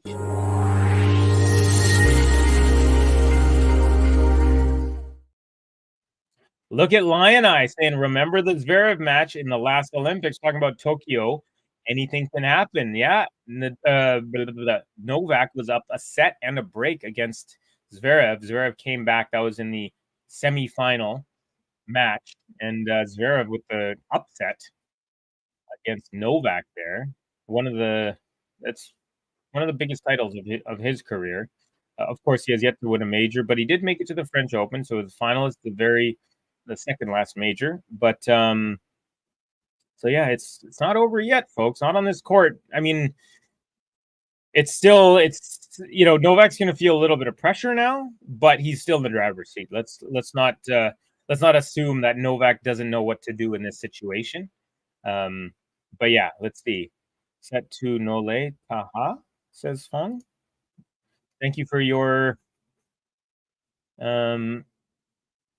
comment, Fong. Appreciate it. All right, Djokovic now serving, and Nadal on a little bit of a run here. A little bit of a couple games in a row. He was down 4-1. It's now 4-3 for Djokovic. 2 games away still from a spot in round 3, but a little surge coming from the Spaniard. +1 from Novak, but keeps it in play, does Nadal. Another defensive play from Nadal. Backhand Novak, forehand Nadal, and it's a winner up the line, the banana shot. And he's finding something here, folks. It's starting to look a little bit... He's found a rhythm. Like, whether he can pull out a set and force a third, and maybe he like pulls out this set and fizzles or something in the third, but it would be nice to see. But right now you see a little bit of belief from Nadal, and you didn't see it at all up until this point. Here we go. Love 15, the Serbian Novak Djokovic serving. Oh, Novak was kind of bouncing the ball. The serve clock was coming down to 0, and then at the last second, Nadal stopped. I don't know if there's something in the crowd. What's going on? Nadal just kind of stopped and turned around, and Novak didn't complain or anything. He just also stopped. So I guess they both noticed something and stopped. But that was kind of weird and abrupt, and I don't know what happened. Anyways, here we go. Still love 15, first serve. Serve is good. Return up the middle. It's a short one, +1, cross court from middle of the court. Nadal gets that, puts an overhead. And Djokovic with an overhead smash, which Nadal gets the racket on, but nope, goes outside of the court, 15 all. That was a really good point for Novak because the crowd was starting to get loud. There was a little roar, the momentum is going, and he took his time. Then there's a little bit of that delay. I don't know what that was, but then it kept the crowd even quieter. And then Novak played a nice point where he was on the offensive the whole time, and he just put it away. He needed that to kind of temper the crowd's reactions, and also just to take a little bit of time, really, really smart veteran move there. Now forehand from Nadal and Djokovic. Drop shot from Nadal, and Djokovic got there. And then, he pushes it cross court. Nadal crossed it again on him when he's at the net, and the forehand volley from Djokovic goes into the net on the stretch. So Nadal, the fact that Novak got to that so easily, I thought it was close to a double bounce there, but he got that easily. But then that second forehand volley, the easiest of them all, it wasn't that easy because he was on the stretch, but you'd think you'd get that normally, but maybe the nerves are starting to creep in a little bit because Nadal is now 15-30 here, and tension is rising here, folks, in a good way. Nice to see. All right. Here we go. Djokovic. First serve, 15-30. Is good. Return up the middle. Forehand from Djokovic. Now forehand Nadal, backhand Djokovic, and it's long. It's long. It's a tough couple of break points now, 15-40. What is happening? A little tightening of the muscles from Novak here. Unexpected for sure, but it's happening, folks. It is happening. Who saw this coming? I'm sitting here talking about 6 points away from the match and all that when it was 4-1 and 30, love 30, whatever it was, and Nadal just found something here, and he's starting to move with it. Let's see. Here we go. Now, one thing, like, for example, Snahill, you were mentioning, you're like, let's not forget that, Novak still has a level. Yes, he does. But Novak has these +1s. Oh, it's a beautiful serve out wide, unreturned, and he saves a break point, does Novak Djokovic. Like, right now, Novak Djokovic is getting these +1 short balls in the middle, and he doesn't have the firepower right now to put him away against Nadal. So imagine, I would imagine it would be tough for him to play like this and not put those away against a guy like Medvedev, Sinner, Alcaraz. So that's kind of what I mean when I say we have to remember that he's facing like a less than ideal Nadal, but he's still also playing well. Okay, here we go. Second break point, 30-40. First serve. Ooh, tried to go for the ace out wide. Just missed it. Second serve now. Crowd starting to get a little excited. Wondering if they can see Nadal level this second set out of nowhere. Taking his bounces. Here we go. Second serve is good. Forehand return Nadal. Backhand Djokovic. Forehand Nadal. Backhand Djokovic. Backhand Nadal up the middle. Backhand Djokovic. Backhand Nadal. Backhand Djokovic cross court. Forehand Nadal. Forehand Djokovic. Backhand slice Nadal. Short ball from Djokovic up the line. Nadal defends it. Overhead from Djokovic. Right back at Nadal. And puts another overhead right at his feet. And then he gets the break. He passes Novak at the net. Novak had an overhead.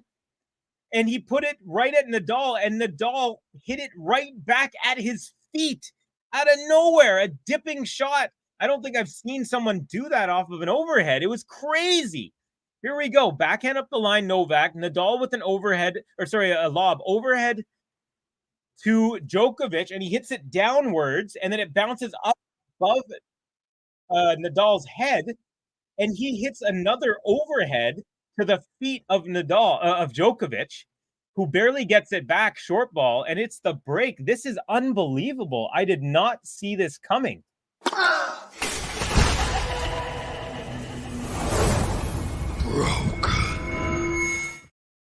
We got Viviane saying Nadal. We got Ethan. Oh, Rafa turned up. Novak needs to wake up again. Rafa can't keep it up.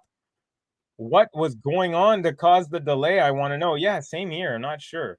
Well, here we go, folks. We have ourselves a little bit of a second set, if not a match yet. We have ourselves a second set, and this is I feel a surge in momentum here.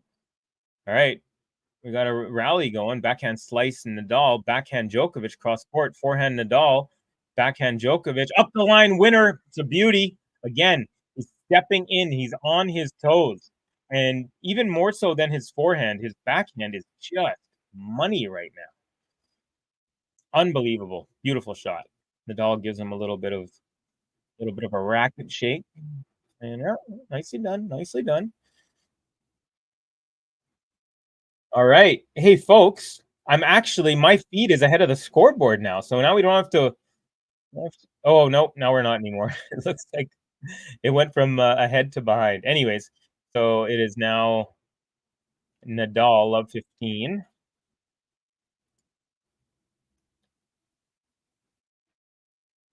First serve into the net. Now, Nadal's got to be careful here because you climb your way back from 4-1. You got the energy, momentum. You do not want to see yourself broken here, because if you do, it's almost all for naught. The crowd definitely wants to see a little bit more tennis. I'm sure even some of the Novak fans do too, although now maybe it's getting a little close for comfort. But, another backhand from Nadal into the net. And that's an unforced error he does not want to see. Now, love 30. So, some big pressure now. Oh, there's the beautiful Tara cheering on her father. You got the whole team dressed out. They almost look British with the colors of their, like normally with Serbian, you'd think more red, but they have mostly blue. It almost looks like it's like blue with a white crest on their shirt. It almost looks like England. It's interesting. And it's an ace out wide for Nadal. 15-30. That's a good way to climb back if he's going to climb back. There's Moya and David Ferrer sitting in the Spaniards box. 6:21 here in Vancouver, BC. That's 6:21 a.m., folks, in the morning.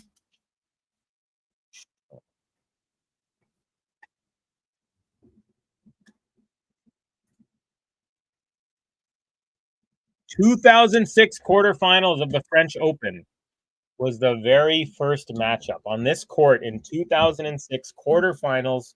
They faced each other for the very first time. How about that?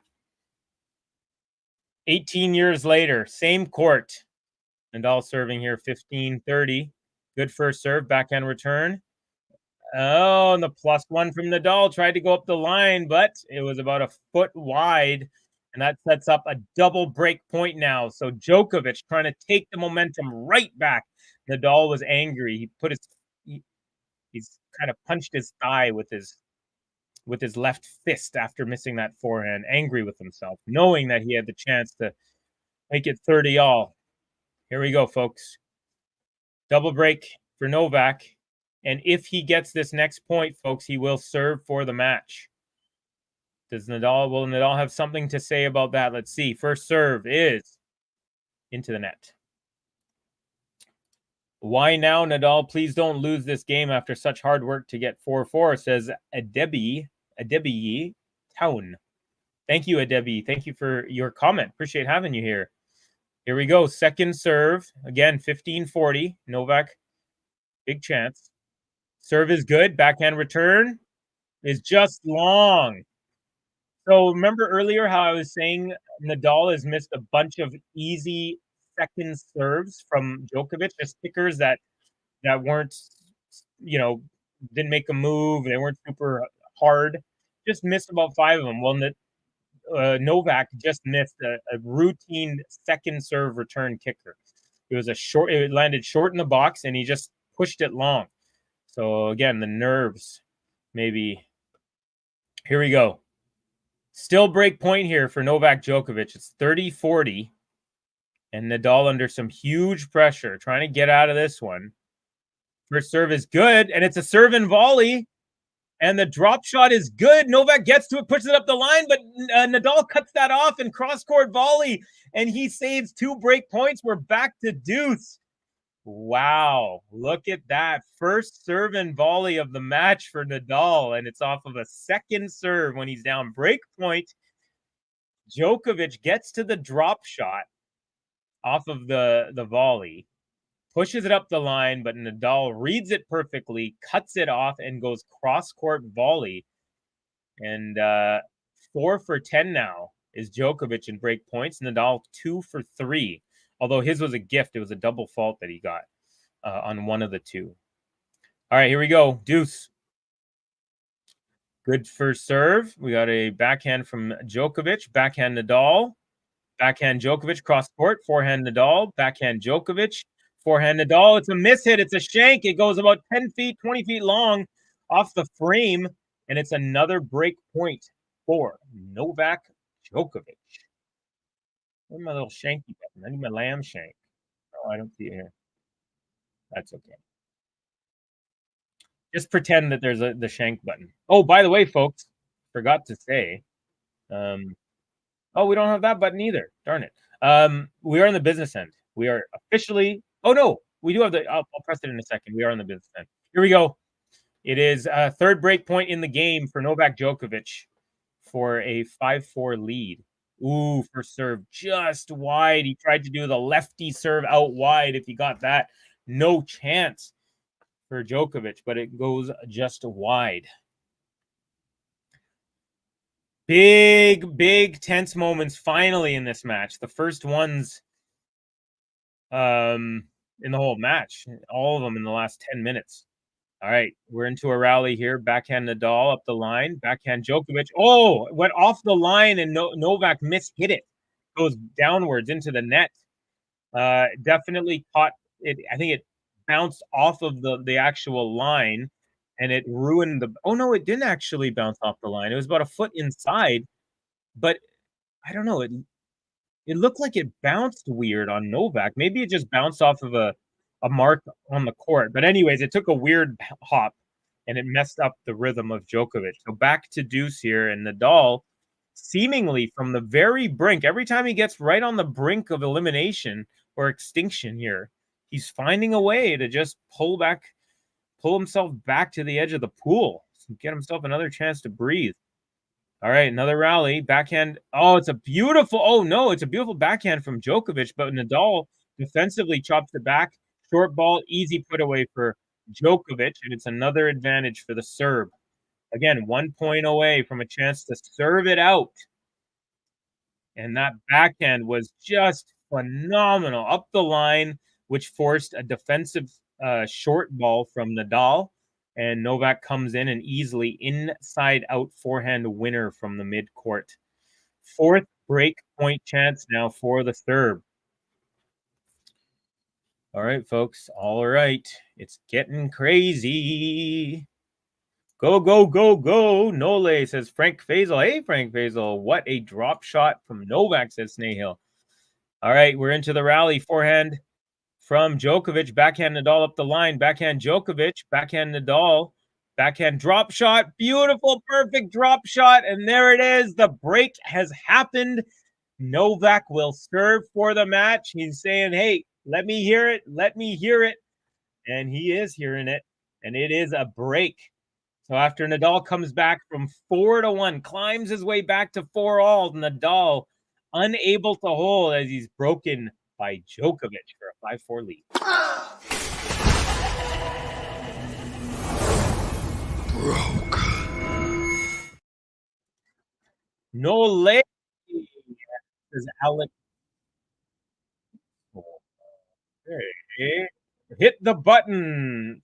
That was last from Rafa. You know what, Yugoslav? I'm going to hit the... I have a feeling Novak's going to win this game, or we'll do it right after that. You know what? He deserves it. I'm going to give it to you. That was a great gutsy break after surrendering a couple there.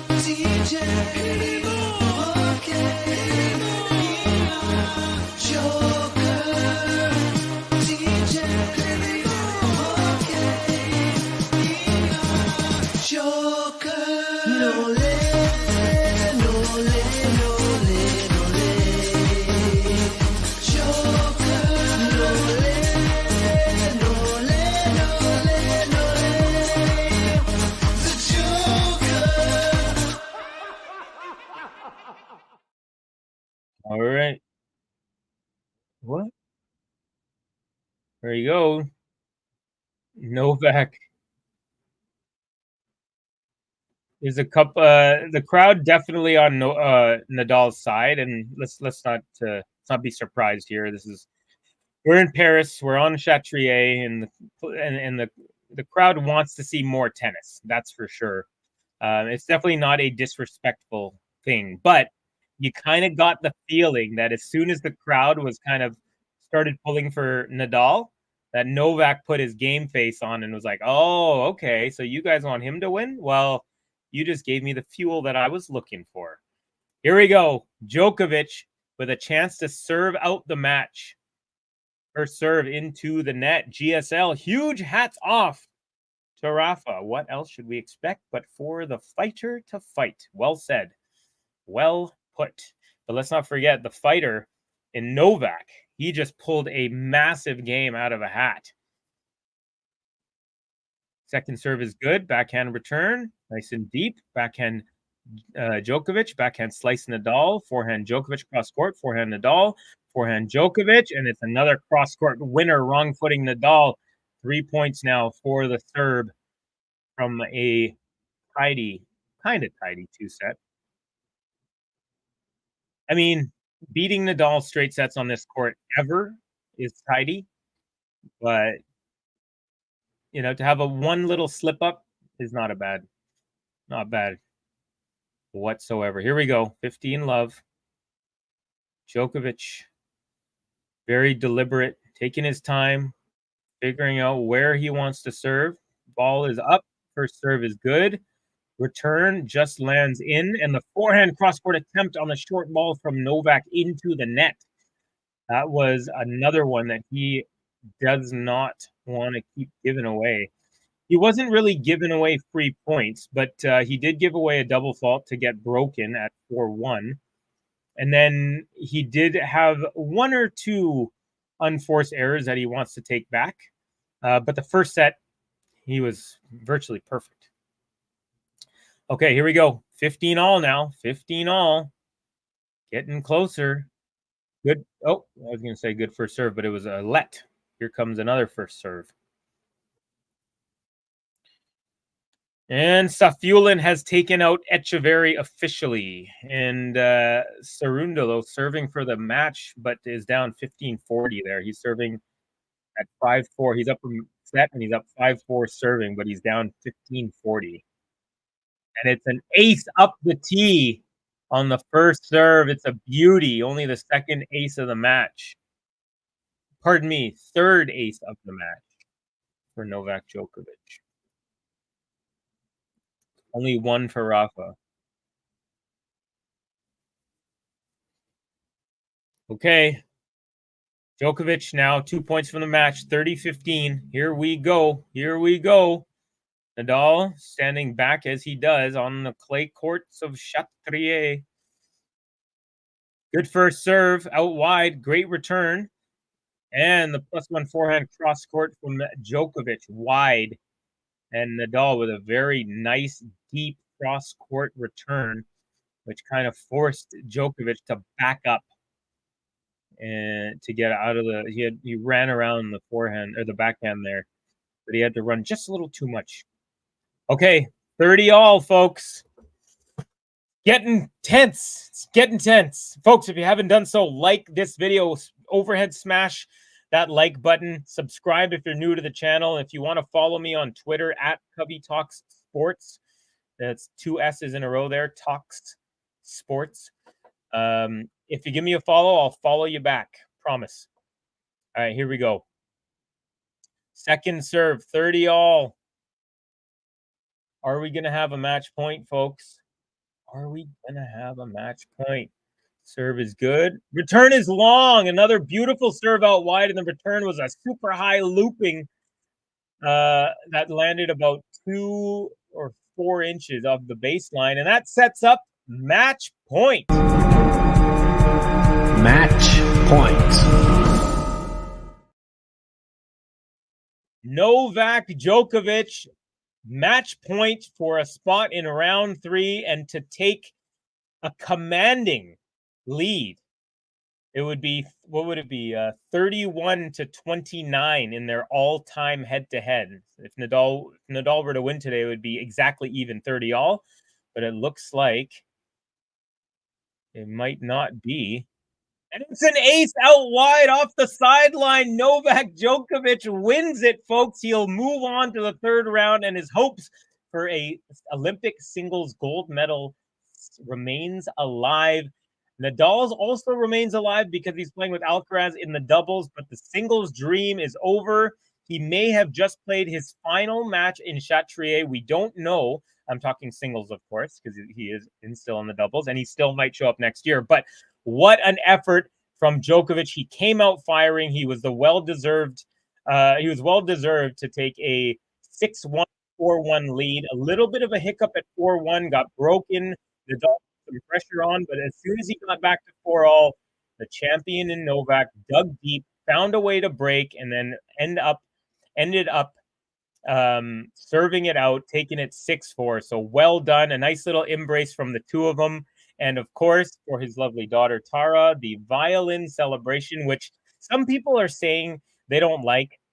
Why? It's to his daughter. It's original. It's his own. Like, even, a lot of people were like, and including myself, when he was doing other like the Shelton celebrations, like, do your own, right? But this is for your daughter. It's beautiful. And I know people in Wimbledon were like booing him for it, which is so stupid. But this is a lovely celebration, and he deserves it. And a nice reception there for Nadal. He's getting the ovation from the crowd.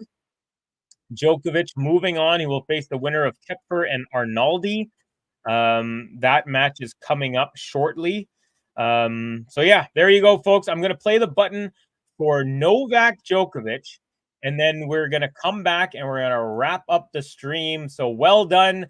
Top seed Novak Djokovic still remains in the draw and has a chance to get his hands on that Olympic gold medal. Well done, Novak Djokovic and Team Serbia.